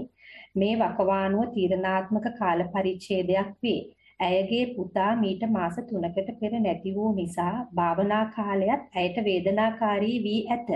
මේ ඉදිරිපත් කරන වාර්තාව එක හොඳ පර්යංක භාවනාවක වාර්තාවකි. ඔබ වහන්සේ මේ කරන උදව් හා මඟ පෙන්වීම නොමැතිනම් ඉදිරියට කිසිම මඟ පෙන්වීමක් නොමැතිව නැති වී යන්නට ඉඩ තිබුණා. අපි සැවොම මේ නිර්වාණය අවබෝධ කරගනිත්වා. දායිකා චන්දිමා. වාර්තාව ස්වාමීන් වහන්සේ පර්යංක භාවනාව. මූල කර්මස්ථානයේ ආනාපාන සතිය. පළමුව වාඩි වී සිටින විරියව්වට මනස යොමු කළද ඉන්පසු යම් සිතුවිලි එන්නට පටන් ගත්තත් ඒ දෙස බලා සිටීමට හැකි විය. හුස්ම ඉහළ පහළ යන විට ඇතැම් විට නාසිකාග්‍රයේ වදින්නේ කඩින් කඩ බව දැනුනි. මෙය දැනෙන්නේ ප්‍රශ්වාසයේදී බවද හැඟුනි. විටක මා වාඩි වී සිටින ඉරියව්ව ප්‍රතිරූපයක් මෙන් දකින්නට වූ අතර ශරීරයේ විටින් විට ඇතිවන තෙරපීම් දෙස බලා සිටීමෙන් ඒවා අඩුව යන බවක් දැනුනි. විටක සිතුවිලි මා වෙලාගත් අතර හදිසියෙම ඒ දෙස ප්‍රේක්ෂකයෙකු ලෙස බලා සිටීමට හැකි විය. ක්‍රමයෙන් ඒ සිතුවිලි බොඳ වී යන සයක් දැනේ. ඉන් අනතුරුව ආශ්වාසය හා ප්‍රශ්වාසය වෙත නැවත සිත යොමු කිරීමට හැකි විය. ඇතැම් විට ඇතිවෙන ඊතා වේදනාකාරී සිතුවිලි පළමුව තද වේදනාවක් ලෙස දැනුණද එදෙස බලා සිටීමෙන් ඒවා කෙමෙන් දියවෙන බවක් දැනේ. එපමණයි ස්වාමීන් වහන්සේ වාර්තාව. ඔය තීකාර මුද්‍රජානනාසේ කිසాగෝතිමීට අබ ලනිබ කරන්න පුළුවන් කියලා පොඩි විශ්වාසයක් දීලා කියවා නොමල ගෙයකින් අබ ගේන්නේ කියලා. ඒ යන්නේ තැන් වල හැම ගෙදරම මරණයක් හැම ගෙදරම මේ දේ අන්තිමට දැනගත්තා මේ දරුවත් තනිව කරන්න බෑ මැරිලයි කියලා. ඊට පස්සේ ඇවිල්ලා බුදුරජාණන් වහන්සේ කියන අනේ ස්වාමීන් වහන්සේ මේ දුව පැත්තකට දාන්න මාව කොට ගන්නයි කියලා. ඉතින් ඒකේ සාර්ථකත්වය තමයි කිසాగෞතමී චරිතයේ තියෙන. ඒ නිසා දරුවෙක් මැරෙනවා. ඒක ඉතින් ওই දරුවා අම්මගේ නෝනත් මැරෙනවා. ওই දරුවා අම්මට ඉස්සෙල්ලා මැරෙනවා පස්සේ මැරෙනවා. ඉතින් සෙන් මාස්ටර් කෙනෙක් ගාවට තාත්තා කෙනෙක් ගියාලු දරුවත් අරගෙන පුතා මේ ආශිර්වාද කරගන්න. ඒ ඔය සෙන් මාස්ටර්ලා ගාන ඌ ඇත්තේ නැහැ. ඊට පස්සේ කිව්වලු මොකද ආවේ කියලා. ඊට පස්සේ කිව්වලු මෙහෙමයි මේ පුතාට ජීවිතේට ආශිර්වාද කරන්න. ඊට පස්සේ අවලු මේ ඔයාගේ තාත්තා කොහොමද මැරුණා කියලා කිව්වලු. තාත්තගේ තාත්තා කොහොමද මැරුණා කියලා. හොඳයි එනම් වාඩි වෙන්න. දැන් තාත්තා මැරෙනවා ඊගාට පුතා මැරෙනවා කිව්වලු. ඒ තමයි ආශිර්වාදය. ඊට පස්සේ තාත්තා කිව්වලු මොනවද මේ අසුබ කතා කරන්නේ මේ තාත්තා මැරුණාට පස්සේ පුතා මැරෙනවා කියන්නේ අයිසි මේකනේ තමුසේ ඉස්සලා පුතා මැරුණොත් මේ හරි කරුමයක් නේ ඒක වෙන්නේ නැහැ. තමුසේ මැරුණාට පස්සේ තාත්තා මැරෙන ලොකු ආශිර්වාදයක් කොයි. උනේ එතකොට තමයි තේරෙන්නේ මේ තාත්තා මැරිලා පුතා මැරුණාට ප්‍රශ්නයක් නැහැ. මේ තාත්තා ඉඳද්දි පුතා මැරුණා ඕ ප්‍රශ්නේ. වෙන්න බෑනේ. දිව්‍යං හදම්මව ලෝකයක් නැහැ අයියෝ මේ පොඩි දරුවෝ මරන්නේ. ඉතින් ඕක අපිට පූර්ව නිගමනයක් කරගන්න. එහෙම නැත්නම් නිමිත්තක් කරගන්න. එහෙම නැත්නම් ඔය මොකද්ද යාගේ නම බ්‍රයන් විස්. එයා බලන්න යාගේ දරුවා මැරුණාට පස්සේ එයාක වසංගගන ඉඳලා සයිකියාට්‍රික් කෙනෙක් වෙලා තව කෙනෙක් සනීප කරාට පස්සේ ඒ සනීප කරපු එක්කන හිතන්නේ නැති විදියට පුනරුත්පත්තිය සනීප වෙනවා. මේවච කියන මන් පුනරුත්පත්තිය පිළිගන්නෙත් නැහැ සනීපත් නැහැ. සමුසෙට පිස්සුවේ මට සනීපයි. මට සනීපුනේ මං ගිය ආත්ම 3කට ඉස්සලා ගියා. ඒකෙන් එහෙනම් ඉතින් මොකද්ද ඔයා කියන්නේ? දැන් ඔයාලා පුනරුත්පත්තිය පිළිගන්න වෙනවා. අරුගින පිස්සු මම ජූකනේ. වගේ පුතා මරුණානේ. පුතා මැරිලා අප්සෙට් එකේ නේද ඉන්නේ. ඒ පුතාට තිබ්බේ 100ගේ නම නේද? එන්නේ පුතාගේ පණිවිඩයක් මම මේ කියන්නේ ඔයාලට පුනරුත්පත්ති පිළිගන්න ඔයාලට මොකද වෙන්නේ බලන්න. දැන් ලෝකේ ප්‍රසිද්ධම පොත් රචකෙක් මිනිහා ලියනවා පුතා මැරිච්ච නිසා මම ඒක බාරගත්තට පස්සේ මට පුතාගෙන් පණිවිඩයක් එනවා. මෙන්න තාත්තට කියන්න ඕන දේ. තාත්තා ජූ කෙනෙක් වුණාට පුනරුත්පත්ති ප්‍රතිපත්තියක් වශයෙන් පිළිගත්තේ නැතුවට කාලකන්ණි ජීවිතයක් තියෙන. සයිකියාට්‍රික් කියලා කාගේ කුණුරේදී හොදවද හිටියා. ඕක බාර ගන්න කියලා. මිනිහා දැන් ලියන පොත් පුදුම අවදි. ඒ නිසා නැති වෙච්ච දරුවා පණිවිඩේ ගෙන්නන්න ඕනේ නම් එහෙම නැත්නම් යා දෙන්න ආවේ මොකටද කියලා තියෙනවනේ. මේ මනුස්සයා ඇවිල්ලා ගිය මොකක් හරි වැඩකටනේ. පණිවිඩේ ගන්න ඕන නම් භාවනා කරන්නකෝ. ඔය ඇවිල්ලා කියනවා. කවදාකවත් ඔය අම්මා ළමයා නැතුනේ නැත්නම් මේ පැත්තට ඉන්නේ නැහැ නේ. ඔය කල්යාණ සමිති වලට ඉන්නේ නැහැ නේ. එහෙනම් යූකේකේ පිස්සු කියලා ඉඳී. මෙහෙන් යූකේ ගිය කට්ටිය මන් දන්නවා. ඔය කට්ටිය ඔහම ඔය වැටෙන්නේ මේ පැත්තට හැරෙන්නේ. ඒක හැබැයි ඒක දකින්න අභාග්‍ය සම්පන්න දෙයක්. අනේ දරුවෙක් නේද නැතුනේ. නෑ මේකේ පණිවිඩයක් තියෙනවා. එයාගේ මෙසෙන්ජර් කෙනෙක් එයා. ඒ මෙසෙන්ජර් තේරුම් ගන්න නම් අපි ක්‍රියාකාරකම් නැතර කරන මනසේ. එතකොට ඇවිල්ලා කියනවා. අපි අඬ හිටියොත් පාඩි දම හිටියොත් අරයට අපිව ඇක්සස් කරන්න බෑ. අපි මනස පාත් කරලා සතිමත් වෙනකොට පණිවිඩකාරය ඇවිල්ලා කියයි උනේ හොඳක් කියලා. අපි කොහොමදත් මැරෙනවා. දුව වෙලා මැරෙනවා, අම්මා වෙලා මැරෙනවා, තාත්තා වෙලා මැරෙනවා. ඒක වෙනම දෙයක්. නමුත් මේකේ පණිවිඩය ගන්න පුළුවන් නම් අපේ අපච්චි නැති වෙච්ච වෙලාවෙත් පුදුමාකාර අප්සෙට් වයසට ගිහිල්ලා මැරුණේ 76යි. ඒසර මට 27යි. ඒතකොට සියලුම පව් ටික කරලම අපච්චි බොහොම ධාර්මිකව හිටියේ. යකෝ මට හිතුණා දැන් මෙහෙම ධාර්මික හිටු මනසේ මේ විදියට දැන් මම මැරනකොට පෙන දාලා හොදි ඇවිල්ලා මොන සෙල්ලම් වෙයිද කියලා බයකුත් නැහැ බැයි කතකට. පස්සේ එතකොට තමයි ඔය අතරමැදි හම්බුනේ 5000 කරපු පව් නැත වරක් සතිය පිටු මේක්ෂණේ කියලා මං හිතාගත්තා. අපච්චි මට්ටමට නම් මට යන්න බෑ. හැබැයි අද ඉඳලා පව් කොන්තරත් අතහැරලා කම ගුණයි කරත් විකුණලා දාලා මේ සතිය වඩපන්. ඉතින් ඔක්කොමලා හිතනවා මං ගිහි අතහැරිය අපච්චි නැති වෙච්ච නිසායි කියලා. නෑ ඒමම කියන්නේ දැන් නැත්නම් කෙල්ලෙක් කියලා තරහ වෙච්ච නිසා ඒ මේකකුත් නෑ. මට ළමයි තුනක් නෙවෙයි. මේ ජොලි මේ ජීවිතේ. මේ සතියේ තරම්ම ජොලි. ඒ නිසා අපිට මේ අම්මලත් හම්බ වෙනවා, චින්තලත් හම්බ වෙනවා, නිරංජලත් හම්බ වෙනවා. අපි මේ යන ගමනේ අපිට පේනවා ඒකායනෝ අයම්බික්ක වේමග්ගෝ සත්තානම් විසුද්ධිය. එකම මාර්ගයයි. සතිය වඩනකොට අර දරුවා මැරිච්ච දුක් කරදර එද්දි සතිය බලනකොට හුස්ම බලන එක ලොකු වීරත්වයක් නේ. මේ දරුවගේ දුක එද්දිනේ මේ හුස්ම බලන්නේ. ඒ හුස්මත් කඩ කඩ වෙලා යනවා දකින්නයි කියනවනේ මොන තරම් ෂාප්ද කියලා බලන්න. ඒක කාටරි අඬහැර බල කියන්න පුළුවන්. මට තිබුණා මගේ මස් මගේ ලේ ගැලවිලා ගියා. ඊට පස්සේ මට තේරුණා මේ කොහෙන් හරි මේ වෙලාවේ සතිය වඩන්න පුළුවන් කියලා. ඒක විශාල පණිවිඩයක්. ඒ විතරක් නෙවෙයි ඒක කරලා බලන්න ඕනයි කියලා හිතන කුසල ඡන්දයත් විශාල පණිවිඩයක්. ඊට පස්සේ ඔක්කොම මගුල්ලාස්සේ හුස්ම කැටි කැටි යනවා දකින්නකොට. ඔయిత වැඩි බුදු කෙනෙක් බලාපොරොත්තු වෙන්න එපා. ඔయిత වැඩි ධර්මයක් බලාපොරොත්තු වෙන්න එපා. ඔయిత වැඩි සංඝයාත් නැවත සීලෙකුත් නැහැ. අපිත් ආඩම්බර වෙනවා මේවා බෙදා ගන්න නිසා.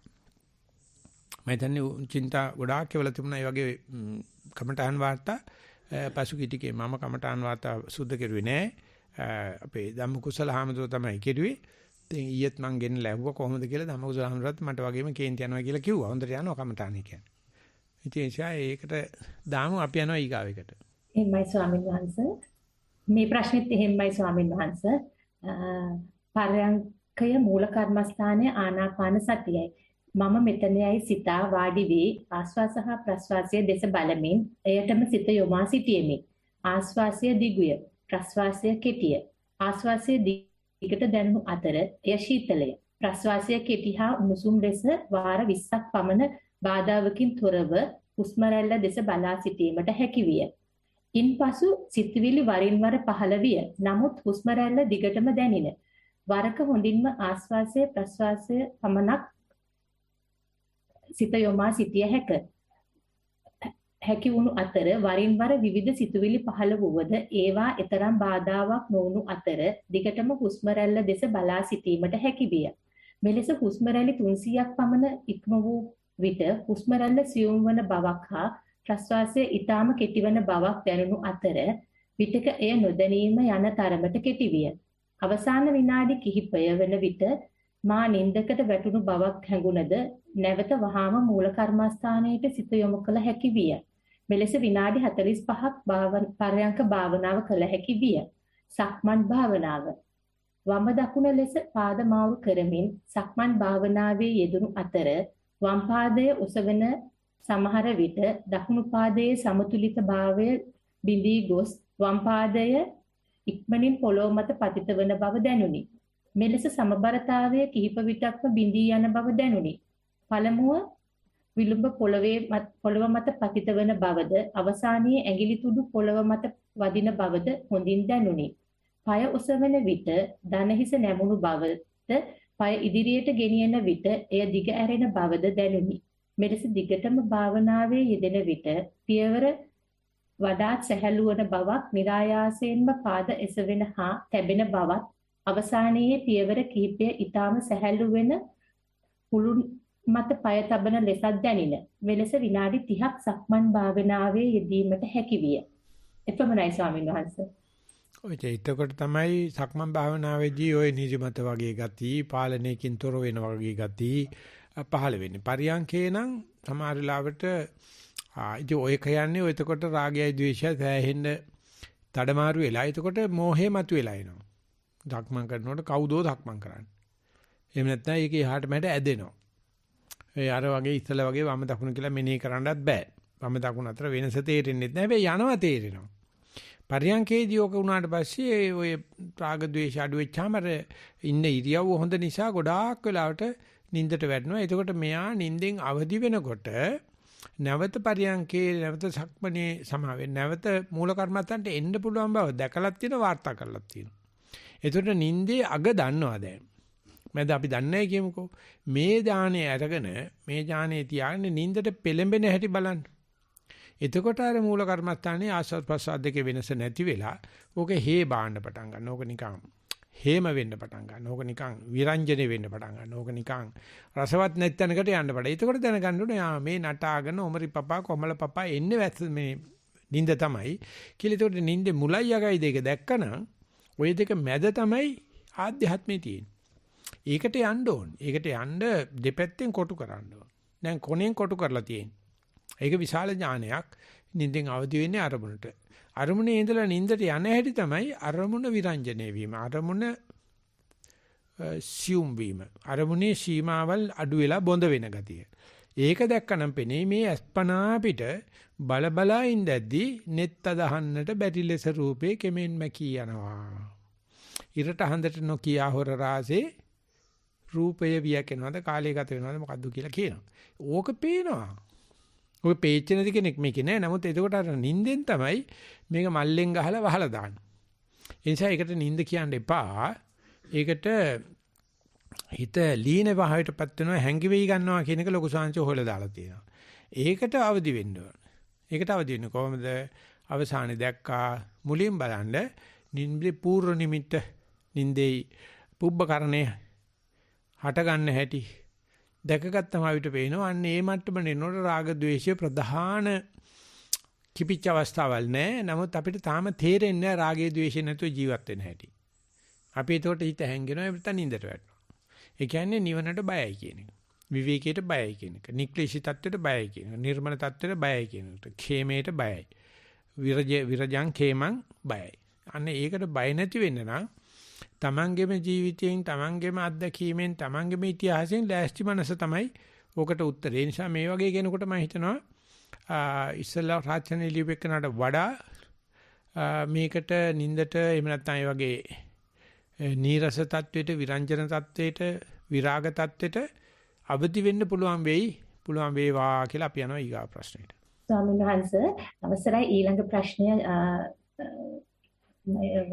ප්‍රශ්නයක් ස්වාමීන් වහන්සේ පොඩි අවසරයි ගෞරවනීය ස්වාමීන් වහන්සේ දුක්ඛ විපරිණාම දුක්ඛ සංඛාර දුක්ඛ කෙටියෙන් පැහැදිලි කර දෙන මෙන් ගෞරවයෙන් ඉල්ලා සිටිමි. කෙටියෙන් කරන්න අමාරුයි. ඒකයි 84000ක් ධර්මස්කන්ධේ තියෙන්නේ. ඉතින් අපිට පෞගි දවස්වල මේ ටෙලිවිෂන් එකේ වැඩසටහනකට පුංචි ඉඩක් හම්බුණා. ඊට පස්සේ කිව්වා විනාඩි 3ක් දෙන්න. විනාඩි 3ක් මස් කියනවා ඒකේ මොකක්වත් නැහැ නේ සංස සතිය කියන එක නැහැ නේ දැන් බෑනේ. ඒකේ තියෙන්නේ මේ පොඩි කෑනේ මං කෝ ඇත්ත. ඊට පස්සේ දැන් සංස මේ සතිය කියලා දෙන්න තු ඌව කියලා වැඩක් නැහැ. මං කෝ සතිය කියලා දෙන්න මට පැය කීයක් දෙන්න ඕනේ. එහෙම පැය ගණන් දෙන්න බෑ කිව්වා ටෙලිවිෂන් එකේ. මම හින 3 නෙවෙයි 7 ඒව කියාවා. මං කෝ අඩු ගානේ 3ක් ඕනේ. තමසේ දැනගන්න මට අවුරුදු 8ක් ගියා ওই සතිය කියන්නේ මොකද්ද කියලා දැනගන්න මේ තප්පර ගානේ මේ ලෝකයේ විදිහට ඔක්කොට විනාඩි 3කින් අපිට සතිය උගන්වන්න පුළුවන්. ඔය 3ක් දුන්නත් හරියන්නේ නැහැ කිව්වා. ඕ බණ්ඩ කතාවේ හැටි බං කියන්නේ මේ මම මේ බොරු කියනවා නෙමෙයි අපා. ඒක කරනකොට ඔන්න ඉස්කෝලේ ඇරියා. දැන් ටෙලිවිෂන් නැහැ. අපි අන්තම් බබා හම්බ වෙලා ඔළුව දැම්මා. එක දුන්නා. 2 3 හදලා ඒක හදානකෝ දැන් නම් ස්වාමීන් වහන්සේ ටෙලිවිෂන් බලනවා කොදොයි. මට සතිය තේරුණා කිව්වා. ඒක ලොකු දෙයක්. ඉතින් මේ කට්ටියට මේ බුදුහාමරෝ මෙච්චර අමාරුවෙන් කියන්න ඕන දෙක මේ ක්ෂණික ඉන්දියාප වගේ ක්ෂණික පොල් කිරි වගේ පුළුවන් ද කියලා නෝ බෑ අපා. මට නම් බෑ. ඒ නිසා ඔහොම යනකොට දුක්ඛ තේරෙයි මං මෙහෙම බයිනකොට. සංස්කාර දුක්ඛ කියලා ප්‍රශ්න අහන එක. ඒකත් තේරෙයි. විපරිණාම දුක්ඛ කියලා කියන ওই ප්‍රශ්න වල වෙනසක් වෙනවා. ඉස්සරහට දවසට ප්‍රශ්න අහන්නකො. ඒකට ආත ප්‍රශ්න එන්නේ වෙන ප්‍රශ්නයක් එන්නේ. අන්නේ විපරිණාම දුක්ඛුත් තියෙනවා. අපි ඒක කියලා යම් බලන්න ඉඳන් ඊගායකට. ඊගාව ප්‍රශ්නේ එයාගෙම තමයි ස්වාමීන් වහන්සේ. ඒකේ තියෙන්නේ අවසරයි ගෞරවනීය ස්වාමීන් වහන්සේ. කබලින්කාර ආහාරය යනුවෙන් අදහස් වන්නේ ඇස කන නාසය දිව කය මගෙන් ලබා ගන්නා ආහාරද යන්න කෙටියෙන් පැහැදිලි කර දෙන මෙන් ගෞරවයෙන් ඉල්ලා සිටිනවා. කබලින්කාර කියන්නේ හපා කන, කැබලි කොට කන. ඒ අනුව තමයි සත්තුන්ගේ ආහාර දාමේ හැදිලා තියෙන්නේ, සාතුන්ගේ මුඛ උපකරණ පාංග හැදිලා තියෙන එක එක තාලයකට. මනුස්සයාට විතරයි කට්ලරිස් තියෙන්නේ. කපල කොටලා කන්න පුළුවන් නේ මනුස්සයා අනික කොටේ ඔක්කොම ගොදුරේ හැටියට උපාංග වල හැටියට තමයි ආහාර දාමේ හැදිලා තියෙන්නේ. කබලින්කාර ආහාර කියලා කියන්නේ හපා කන, කපා කොටා කන, කැබලි කොට කන ආහාර කියලා ගත්තාම හරි. එහෙමයි ස්වාමීන් වහන්සේ මේ දැන් ලැබුණ පොඩි වාර්තාවක් තියෙනවා කියවන්නද? ඔව්. ගෞරවනීය ස්වාමීන් වහන්සේ සිතට දුකක් හෝ ද්වේෂයක් ඇතිවන විටදී පළමුව කයට සිත පිහිටුවා විතර්ක හා ප්‍රපංච වෙන්කොට හඳුනා ගැනීමට උත්සාහ කරමි. මේ විට සිතෙහි දුකක් හෝ ද්වේෂයක් ඇති විටදීද වර්තමාන මොහොතේ සිතෙහි උපදවාගත් සතුටකින් යුතුව අදාළ කටයුතු කර ගැනීමට හැකි බවක් අත්දකිමි. මෙය සමහර විට ඉබේද සිදුවන බවක් අත්දකිමි. ස්වාමින් වහන්සේටත් සැමටත් තෙරුවන් සරණයි. නාමන්ත තන්ත්‍රිගේ. එපමණයි ස්වාමීන් ඒක නිසා කියන්නේ දුකක් කරදරයක් එන්නේ ඉස්සෙල්ලා වඩන ලද සතිය තිබුණොත් දුකක් කරදරයකට සතිය යොදවන්න පුළුවන්. දුකේදී කරදරේදී සතිය වඩන්න බෑ කියන එක ඒකාන්ත සත්‍යයක්. ඒකයි බුදුජානනාංශය සඳහන් කරන්නේ ජීවිතේ තරුණ කාලේ කලු කෙස්ටිබියේදී මේ සතිය කියන එක වඩලා තියාගන්න. වඩලා තිබුණොත් අනිවාර්යයෙන්ම ඉස්සරහට එනකොට දුකයි එන්නේ. කරදරයි එන්නේ. ඒකට සතිය වැඩ කරයි. මේ සතිය අපේ පෙර ගමන් කරු විදිහට වැඩ කරනවා. නමුත් ඒ වෙනකොට වඩලා තිබුණ නැත්තම් අර දුක මැදිවට තව දුකක් එනවා. ඒක නිසා අපි කියනවා සතිය වෙනුවට වෙන වෙන භාවනා ක්‍රම කෙරුවයි කියලා හිතාගෙන ඉන්නකෝ. එතකොට ඒකට බුරුමේ පණ්ඩිත ස්වාමීන් වහන්සේ දෙනවා නිදර්ශනයක්. අපි ගිහිල්ලා මත්තට උදව්වක් වෙයි කියලා මණිකක් අරගෙන තියාගෙන ඉන්නවා මේ අදිස්සියකට උකස් කරගන්න. ඉතින් අරගෙන ගිහිල්ලා වෙලා ඕන කරදරයක් වුණාට පස්සේ අපි මණික උකස් ගියාට පස්සේ මේ මනුස්සයගෙන මේක වීදුරු කෑල්ලක් නේ. මේකේ වටිනාකමක් නැහැ. දැන් අර මනුස්සයා තියෙන මලිය තමයි තව මලියක් නේ. දැන් අච්චර ගාණක් ගෙවල මේ ඉන්න තුලිය සංගවගෙන රග්ගෙන හිටියේ මණිකක් නෙවෙයි. ඉතින් වගේ මේ සතිය තියෙන කවදාවත් අන්නේ වගේ පාවාදීමක් කරන්නේ. අනිකු සියලුම භාවනා ක්‍රම පාවාදීම් කරනවා. සතිය ක්‍රෙඩිබල්. සතිය ක්‍රෙඩිබල්. මොකද යදෝදා බලන්නේ නිසා සතිය වඩනවා කියලා මේ හිතුණුවක්වත් වෙන මොකක්වත් නැහැ. ඒ නිසා වඩන ලද සතිය සබ්බකිච්ච සාධාරණ. සියලු කෘත්‍යයන් සම්පාදනය කරනවා. කාටවත් තේරෙන්නේ නැහැ මේ එදිනදා ජීවිතේ වැඩ කරන ගමන් සතිය වඩන්න ඕනේ කියලා. ඒ තරම් නිකන් දෙන දෙයක්, ඒ තරම් සියලු දේ උදව් කරන දෙයක්, ඇයි මේ මිනිස්සු ගණන් ගන්න නැත්තේ නේ කියන එක රිචඩ් ඩේවිඩ්සන් අහනවා. මට නම් හිතා ගන්නවත් බෑ. මේ මිනිස්සු මේක මෙච්චර නොසලකා ඉන්නට මේ හුස්ම ගන්නකොට සතියෙන් හුස්ම ගන්න කියන එක නේ තියෙන්නේ. ඒගොල්ලෝ කියනවා ඒක නොකර හුස්ම කියලා සෝවාසිය දින වගේ ඇදැදිලා මැරලා යනවා. මේකට සතිය පිටවන්න බෑ කියලා. ඒ මොකද ඒක උගන්නලා තියෙන්නේ සතිය මහ බොරු රාමෝක දාලා. ඒ නිසා වඩන ලද සතිය තියෙනවා නම් දුක් කරදර ආවත් හොඳයි, නාවත් හොඳයි. ඒ නිසා මිනිස්සෙක් ගිහලා පන්සලට ගිහලා ආර්දනා කරලා ආම්දුරන්නේ ගෑණි මලා නැත්තම් පුතා මලා දානයක් දෙන්න අපිට 19ක් විතර අවශ්‍යයි. මට 19ක් හම්බුණා. ඔබ වහන්සේත් වඩින්න වැඩියොත් හොඳයි. නොවැඩියත් ප්‍රශ්නයක් නැහැ. නොවැඩියත් වැඩියත් හොඳයි කිව්වා. දාන්න වඩින්න උභාන්සේ නොවැඩියත් වැඩියත් හොඳයි නොවැඩියත් හොඳයි නොවැඩියත් වැඩියත් හොඳයි කිව්වලු. ඒක දෙතුන් ගන්න ඕනේ ආමතුරෝ දැන්. නිසා සතිය තිබිලා සතිය කල්ලාතු තිබුණත් දුක ආවත් හොඳයි නාවත් හොඳයි. ඒක කියන්නේ කියලා මේ ළඟදී ආමතුරු කෙනෙක් හොඳට ඕම් බැන්නා. මේ සතිය තිබිලා මේ දුක ආවොත් හොඳයි කියන්නේ කොහොමද කියලා. ඒක නැත්තම් ඊටත් වැඩිය අමාරුයි. නිසා අපි දුක ඇති වෙන්න පැති වෙන්න ඉස්සලා කියන පුළුවන් තරම් අපේ නෑයෝ නම් කරුණාකරලා මේකෙන් දෙහපන් මේ සත්‍ය නිකන් දෙන දේ වඩලා තියාගනි. වඩලා තිබ්බට පස්සේ දුක එන එක උඹට මට වළක්වන්න බෑ. එතකොට සත්‍ය පැනලා දෙයි උත්තරේ. සමහරට සත්‍ය මෙහෙ සේවය යොදවන්න ඕන සමහරට සත්‍ය තමයි විශ්ින් පැනලා උත්තර දෙනවා. එතකොට අම්මා තාත්තා නොකරපු දෙයක් අපිට කරලා දෙනවා සත්‍යය. ඒකයි බුදුචානන්සේ කිසිම පැකිලීමක් තොරව ඒව බලව කියලා තියෙන්නේ. ඒක නිසා හොඳයි වාර්තාව. අවසරයි ස්වාමීන් වහන්සේ වාර්තා නම් එපමණයි. ස්වාමීන් වහන්සේ රාජිකා එවලා තියෙනවා අර පැලසිටුවීම ගැන ස්ක්‍රීන් එකේ ෂෙයා කරන්න කියලා. ෂෙයා කරන්න ස්වාමීන් වහන්සේ මම දැන් ඒ පින්තූරේ. ඔය ඒකෙදී ඇත්තටම ඔය පස්සෙන්ද තමයි වෙදිලා තියෙන්නේ. රාජිකාගේ නැත්තම් ඒ සමන්තිගේ අදහස් වෙන එක සුමානයක්ම කරමු කියලා. ඒ සුමානයක් කරනකොට පැල 70ක් හිටවන්න. ඉතින් මං කව සාමාන්‍ය මේ නිසන්වනේ ඔය මොනවද ඇටම ගහේ ඇට වැටෙනකොට පැල 7 ලක්ෂය 8 ලක්ෂය හිට වෙනවා. ඉතින් ඔකට ඉතින් තටමන්න දෙයක් නැහැ නේ. පැල 70ක් හිටවන එක එච්චර දෙයක් නෙවෙයි කියලා ඔන්න ටිකක් තාජිකාට තරහ ගියා. මොකද 70000ක් දාපන් 7 ලක්ෂයක් හිටවපන්. එතකොට නම් ඒකටත් ටිකක් කිව්වා මොකද ඊට පස්සේ මං කව නෑ මට නේ වෙලා තියෙන කට්ටියට කිව්වට පස්සේ අනේ ධම්ම අපේ ධම්මවිහාරී ආමතුරු කිව්වා මරු ඒකට මම බොහොම අත් දෙකම උතලා කියනවා. අපි ඔරුවේ ගිහිල්ලා කැලණිකංගේ දෙපැත්තේ කුඹුක් ගස් හිටවමු කියලා 70. ඔප්පා.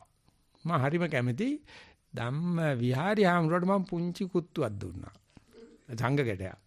මොකද රාජිකා කියනවා ඕකේ ගිහිල්ලා ඔරුව පෙරළුනොත් එහෙම සපෝසින් සස් එක්කෙනෙක් මැරුණොත් ඊට පස්සේ කිව්වා දැන් එන අපිට මේ ලයිෆ් ජැකට් එකක් ගන්න කියලා. අන්න එව්වා. දැන් අපි කියනවා කිවිඳුන් කටලයක් වගේ. ලෝන් හිට යන දෙනවා. ඊට පස්සේ ඔක්සිජන් සිලින්ඩර් එකක් ගන්න. මොකද මම කන්නාඩි දෙක වැටෙනවා ගඟට. මට ප්‍රශ්න තියෙන්නේ අන්න ඒකට කවුරු හරි බස්ස ගන්නයි ඕනේ. පැල හිටවට තියෝගේ ප්‍රශ්නයක් නැහැ. පැල ගමනත් අපි එහෙම හිටවනවා. ඉතින් ඕවා කියනකොට මම දන්නවා ෂුවර් රාජිකා පුපුරනවා අර පැත්තේ ඉඳගෙන. දැන් කොහොම හරි අපි පැල හිටවිල්ල කෝකයිදත් මේ වෙන දැන් උදේ පාන්දර මම මේ බණ කියන්නේ ඉස්සලා ඕපන් කරා අපේ ඉන්ටර්නෙටේ. ඒකකොට ඔන්න ෆොටෝ ටික ඇවිල්ලා තියෙනවා ධම්මවිහාරයේ ආමතුරන්ට ජැකට් සම්ලේ. ඇත්තටම තිබුණා උතෙන් ජැකට් 7-8ක්. පාඩු නෑ කොල්ල ටික ඔක්කොම දැන් පීනන්න දන්නවා එකක්වත් නැහැ. උන් දාපු තැන් වල යනවා. දැන් ලෑල්ලක් අල්ලගෙන පයින්නවා ලෑල්ලත් වතුර යනවා. උන්ගේ හැටි එමය. ඉතින් කොහොම හරි මුළු ගමම බහිනවනේ දැන් මම පීනනවනේ. මුළු ගමම වතුරට බැලනානේ. ඉතින් උකට පැල 70ක් හිටවන තවත් ඔක පොඩ වැඩි වෙනවනේ. ඒ නිසා ඊට පස්සේ ස්ක්‍රීන් එකක් හදලා තිබුණා. ඊට පස්සේ කිව්වා සති පැලයක් සහ පැල සතියක් කියලා දාන්නයි කියලා මං කිව්වා. පැලයක් හිටවනවා කියනකොට සති පැලයක් සහ පැල සතියක්. ඉතින් ඒකට මම ඊයේත් කතා කරා නිමල්ට කොහෙද නිමල් ඉන්නේ මණ්ඩාවල. ඊට පස්සේ මම කිව්වා මට පැල ටිකක් ඕනේ. ආදීනසස කුඹුක් පැල තියෙනවායි කිව්වා, මී පැල තියෙනවායි කිව්වා, තව පැල ටිකක් තියෙනවායි කිව්වා. මේ විදවුරුන් සබේරන්න බෑ මම වාහනයක් ගෙනත් දාන්නයි කිව්වා. මම කිව්වා අපි එනවා පටන් අර ගන්නවා මම හෙට යවෙනවා කඩුවෙල. ගිහිල්ලා අපි වලවල් ටික කපලා ඉවුර දෙපැත්තෙම තියෙනවා හිටවන්න. ඊටලයි ළමයි ලව්ව හිටවන හැබැයි ගඟේ ගිහිල්ලා ඔරු පැදලා පැල හිටවීම තමයි තියෙන්නේ. ඒක පෝස්ටුව කියලා කියන්නේ. පෝස්ටරේට කියන්නේ සිංහලෙන් කියන්නේ පෝස්ටුව කියලා. පෝස්ටුවේ ඔරුවක් නැහැ හැබැයි අන්නේගේ අප්සෙට් එක. ඔගේ කැලණිකන් ගත්තඳලා ඔරුවේ ගිහිල්ලා ඉන්න පෝස්ටුවක් දැම්මනම් මටත් බයින මොකද අපි ඔක්කොම මට බයිනවා කැලණික ගෙනානවායි කියලා. ඉතින් ඒ ගැන මං හරිම කනගාටුවෙන් ගත කරන්නේ. ඉතින් මං කරන්න දන්නේ මේ පැල හිටීමේ ව්‍යාපාරයයි මේ ගඟේ නෑමයි කුඹුක් ගහයි මේ කරන්නේ මට අවුරුදු 70 වෙනවා කියනවනේ ඒට අනිත් ඒක ප්‍රශ්නේ. ඉතින් දැන් නිරංජන් ඔය දේ කරමු. ස්වාමීන් වහන්සේ දැන් ඒක ෂෙයා කරලා තියෙන්නේ මම ඒක කියවන්නද බලන්න බැරි අය. ආව අන්නරි. ඒතකොට මේ පොඩි ආමර කෙනෙක් ඉන්නවා නිතරම hina වෙනවා. අන්න ඒක දැන් දැක්කේ මං ආවා. ඔන්න කියවන්න බෑනේ ඔකටත් hina වෙයිද දන්නේ. සති පැලයක් නෑ ස්වාමීන් වහන්සේ. පැල සතියක් සති පැලයක්. මීතිරිගල නිස්සරණ වන ආරණ්‍යයේ ප්‍රධාන කම්මට්ටාචාර්ය පූජ්‍ය උදේරියගම ධම්මජීව ස්වාමීන් වහන්සේගේ 70 වන ජන්ම දිනයට සමගාමීව පැවැත්වෙන රුක්‍රෝපණ සතිය සඳහා සතිපවුලේ ඔබ සියලු දෙනාට ගෞරවයෙන් ආරාධනා කර සිටිමු. 2022 ජනවාරි මාස 30 වෙනිදා සිට පෙබරවාරි මාස 5 වෙනිදා දක්වා පුරා සතියක් තම ගෙවත්තේ පන්සලේ පාසලේ හෝ වෙනත් පොදු ස්ථානයක ලොකු හෝ කුඩා පැල 70ක් සිටුවමින් ඔබ සියලු දෙනාටම මෙම සත්කාරයට දායක විය හැක. පැල සිටුවීමෙන් පසුව ඒවායේ ඡායාරූප සහ සතිමත් වාර්තා පහත විද්‍යුත් තැපෑල් ලිපිනයට යොමු කළ හැකිය. horticulture.mt@gmail.com උපවන විනෝද කණ්ඩායම සති පුහුණුකරුවන් පුහුණු කිරීමේ වැඩසටහන සතිපාසල පදනම.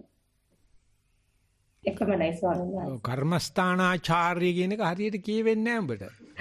කම්මට්ටාචාර්ය. ඉතින් කර්මස්ථානාචාර්ය වෙන්න බෑ. කම්මට්ටාචාර්ය කිව්වම මේක නිකන් වට්ටක්ක ස්වාමීන් වහන්සේ ලියවිලා තියෙන්නේ එහෙමනේ. කම්මට්ටාචාර්ය. චාර්ය. ඒක හදන්න ඕනේ කම්මට්ටානාචාර්ය. කම්මට්ටාචාර්ය. ඔය ඉතින් වැටකොළුවට ධාරේ වගේ ඒවා තියෙන්නේ උතන. ස්වාමීන් වහන්සේ හරි වචනේ මොකක්ද ස්වාමීන් වහන්සේ? කම්මට්ටානාචාර්ය. කම්මට්ටානායන ස්වාමීන් වහන්සේ. කම්මට්ටාන ආචාර්ය. හැබැයි මාතෝගේ කීව මට අහුනේ නෑ එහෙම. මං කියවන්නේ හරියට. ඒක මං හිතාන ඉන්නවා හරියට ලියලා තියෙනවා කියලා. නයන් අඩුයි ස්වාමීන් වහන්සේ. මම මුත් කියන්නේ නෑ.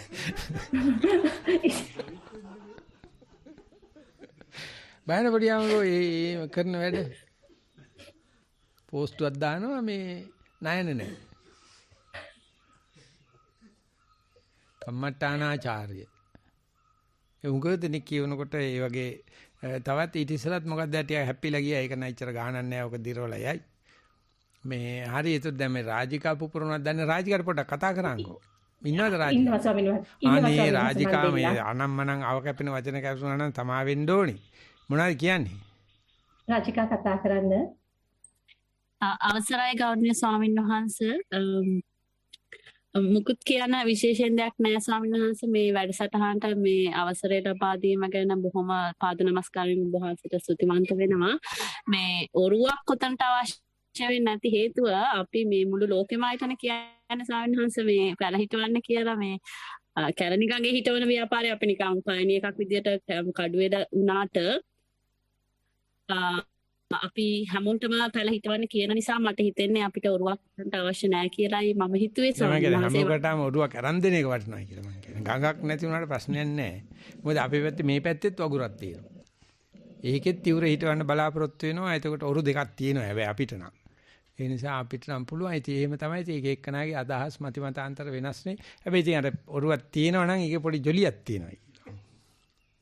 එහෙමයි ස්වාමීන් වහන්සේ මේ ඒ වගේම පොඩි දෙයක් මතක් කරන්න ඕනේ මට දැන් කිහිප දෙනෙක් අහලෙව්වා එක්කෙනා 70ක් හිටවන්න ඕනේද ඔව් නැත්තම් 69ක් හිටවලා අහු වුණොත් අපි වෙනමම දඬුවම් කරනවා නෑ මං කිව්වා ඉතින් කැමති නම් කට්ටිය එකතු වෙලා කරන්න පුළුවන් අඩු ගානේ පැලයක් හිටුවත් ඉතින් වටිනවනේ 70 නැති වුණත් තමයි ඒම කරන්න බෑ අනිවාර්යයෙන්ම 70 හිටවන්න ඕනේ හිතුවේ නැත්තම් කසෙන් ගහනවා පේන තුරා හඳේ ආවාට ඔව් 70 තමයි. ඒකට මට ආවුසයක් අඩු කරන්න 69ක් කරන්න හදනවා කියන එක එච්චර. 69 හරි දරුණු ගාන. 70 හොඳ වත්සේ. 69 අමාරුවෙන් ගත කරන්න. එහෙමයි ස්වාමීන් වහන්සේ. එතකොට ස්වාමීන් වහන්සේ දැන් හෙට ඔය වැඩ ටික අපිට පොඩ්ඩක් සෝට් අවුට් කරන වහන්සේ හෙට මේක වෙද යාපනයේ වඩිනවද නැත්නම් ඒක කැන්සල් වෙච්ච නිසා මට පසුගිය දවස්වල මේ කමනියන් යාපනියන් යැපෙන්න හොඳට පුළුවන් වුණා කමනියන් යාපනියන් යාපනේ කියේ නෑ මේ දැන් දුන්නේ නෑ ඊර්ෂ්‍යාකාරු එහෙම හැබැයි මේ වෙලාවේ අද 27 නේ අද ඒතකොට දැන් මේ වෙලාවේ ධම්මවිහාරයමරු යාපනේ ඊයේ යද්දි මට කතා කරා මම කතා කරලා ඔය වැඩ ගැන පොඩ්ඩක් සාකච්ඡා කරා අපි ධම්මවිහාරයමරු හරි කැමති දැන්නපත් ඇත්තටම බැල 40ක් හිටවලත් ඉවරයි ගිය සුමාන්ට ඉස්සල සුමානේ සමාජ සේවා දෙපාර්තමේන්තුවෙන් ඇවිල්ලා ඒ කුඹුක් පැල හිටෙව්වා. ඉතින් මම නිමල්ටත් කතා කරා නිමලුත් ගෙනත් දෙන්නම් කිව්වා පැල හොයාගන්න අමාරු නෑ කිව්වා. ඒක සංකේතාත්මකව හිටවනකොට ගඟේ එහා පැත්තේ මෙහා පැත්තේ අපිට හිටවන්න පුළුවන්. ඒ හැටි ගඟ නැමෙන්නෙත් නෑ ගාන්න තියෙන ඒ නිසා කුඹුක් වැටියක් හැදුණා නම් හොඳට හිටි. ඒ නිසා කුඹුක්ම වෙන්න ඕනේ නෑ මොනවා හරි පැල. අන්තික උපවන විනෝදේ කණ්ඩායමට මම හිතන්නේ ධම්මිකත් ධම්මිකත් දෙන්නම් කිව්වා එයා කිව්වා පැල જાති වල දෙන්නම් කියලා. ඉතින් මට ඕනේ මඤ්ඤොක්ක දඬු, බතල දඬු, දඹල, කටරොළු, අල જાති ඒ වගේ නිකන් මේ බඩ රස්සාවට හොඳ කෑමට හොඳ දේවල්. දැන් ගොඩාක් යාය හදලා තිනවා. තව ඒ ගඟේ අපි කරන්නේ කට්ටිය දාලා මේ ඒ රොන් මඩ ගෙනත් දා ගන්නවා. දාලා ඒකට වැස්සකුත් වැස්ස බලාපොරොත්තු වෙන විදිහට හිටවනවා. දැන් යම් පැල නිල්ල ගහලා ඇවිල්ලා තියෙනවා. ඉතින් මේකෙන් තවත් ඒ වැඩේටම පොඩි තල්ලුවක් වෙන එකයි වෙන්නේ. එහෙමයි ස්වාමීන් වහන්සේ බොහොම පිං ඔබ වහන්සේගේ අදහස් දැක්වීමට සහ මතව. කොච්චර පිං සිද්ධ වෙනවද 70ක් හම්බුය පිරුණාට. සෙල්ලන්නේ නැහැ ඕවා. උඹලත් නාගෙත් අරිකට තෙයි කාටත් ওই ටික වෙයි කියලා වෙච්ච දවසට තේරෙයියෝ 70 වෙනවා කියන එක. පොඩි ආමරු hina වෙන්න එපා. ඕන පොඩි ආමරුණත් එහෙම වෙනවා. 70 වෙනවා. පොඩි ආමරු කවි ලියාගෙන ආවද නැහැ? කවි ලියලා තියෙන දැන් පොඩි ආමරු හෙට මේක ඉවර වෙන වෙලාවට. හොඳයි එහෙනම් අපිට දැන් මේක ඉවර කරන්න පුළුවන්. මේ කතා කරන කවුරු හරි ඉන්නවද තව? මේ නැත්තම් සාකච්ඡාවට සම්බන්ධ වෙන්න ඕනේ කවුරු හරි. එහෙම නැත්තම් අපි සතිವಾರේ સમાપ્ત කරන්නයි බලාපොරොත්තු වෙන්නේ. අපි පොඩි ආමරුවන්ට දෙනවා මයික් එක අනුමೋದනාවක් කරන්න කියලා පොඩි පුංචි ආමරු. නිකන් ගාත විතරක් බෑ මොනවා හරි කියන්න වෙනවා මේ කිය. අනුමೋದනාව. මේ කහකා ඉන්නේ මොකෙද්ද වගේ පිළවෙක් වගේ. පල්ලේ ඇති කරා. මාත් සමගම මේ ගාතාවන් සජ්ජායනා කරමු. එත්තාවතාච අම්හෙහි සම්පදම් පුඤ්ඤ සම්පදා සබ්බේ දේවානුමෝදන්තු සබ්බ සම්පatti සිද්ධිය. එත්තාවතාච අම්හෙහි සම්පදම් පුඤ්ඤ සම්පදා සබ්බේ භූතානුමෝදන්තු සබ්බ සම්පatti සිද්ධිය එත්තාවතාච අම්හෙහි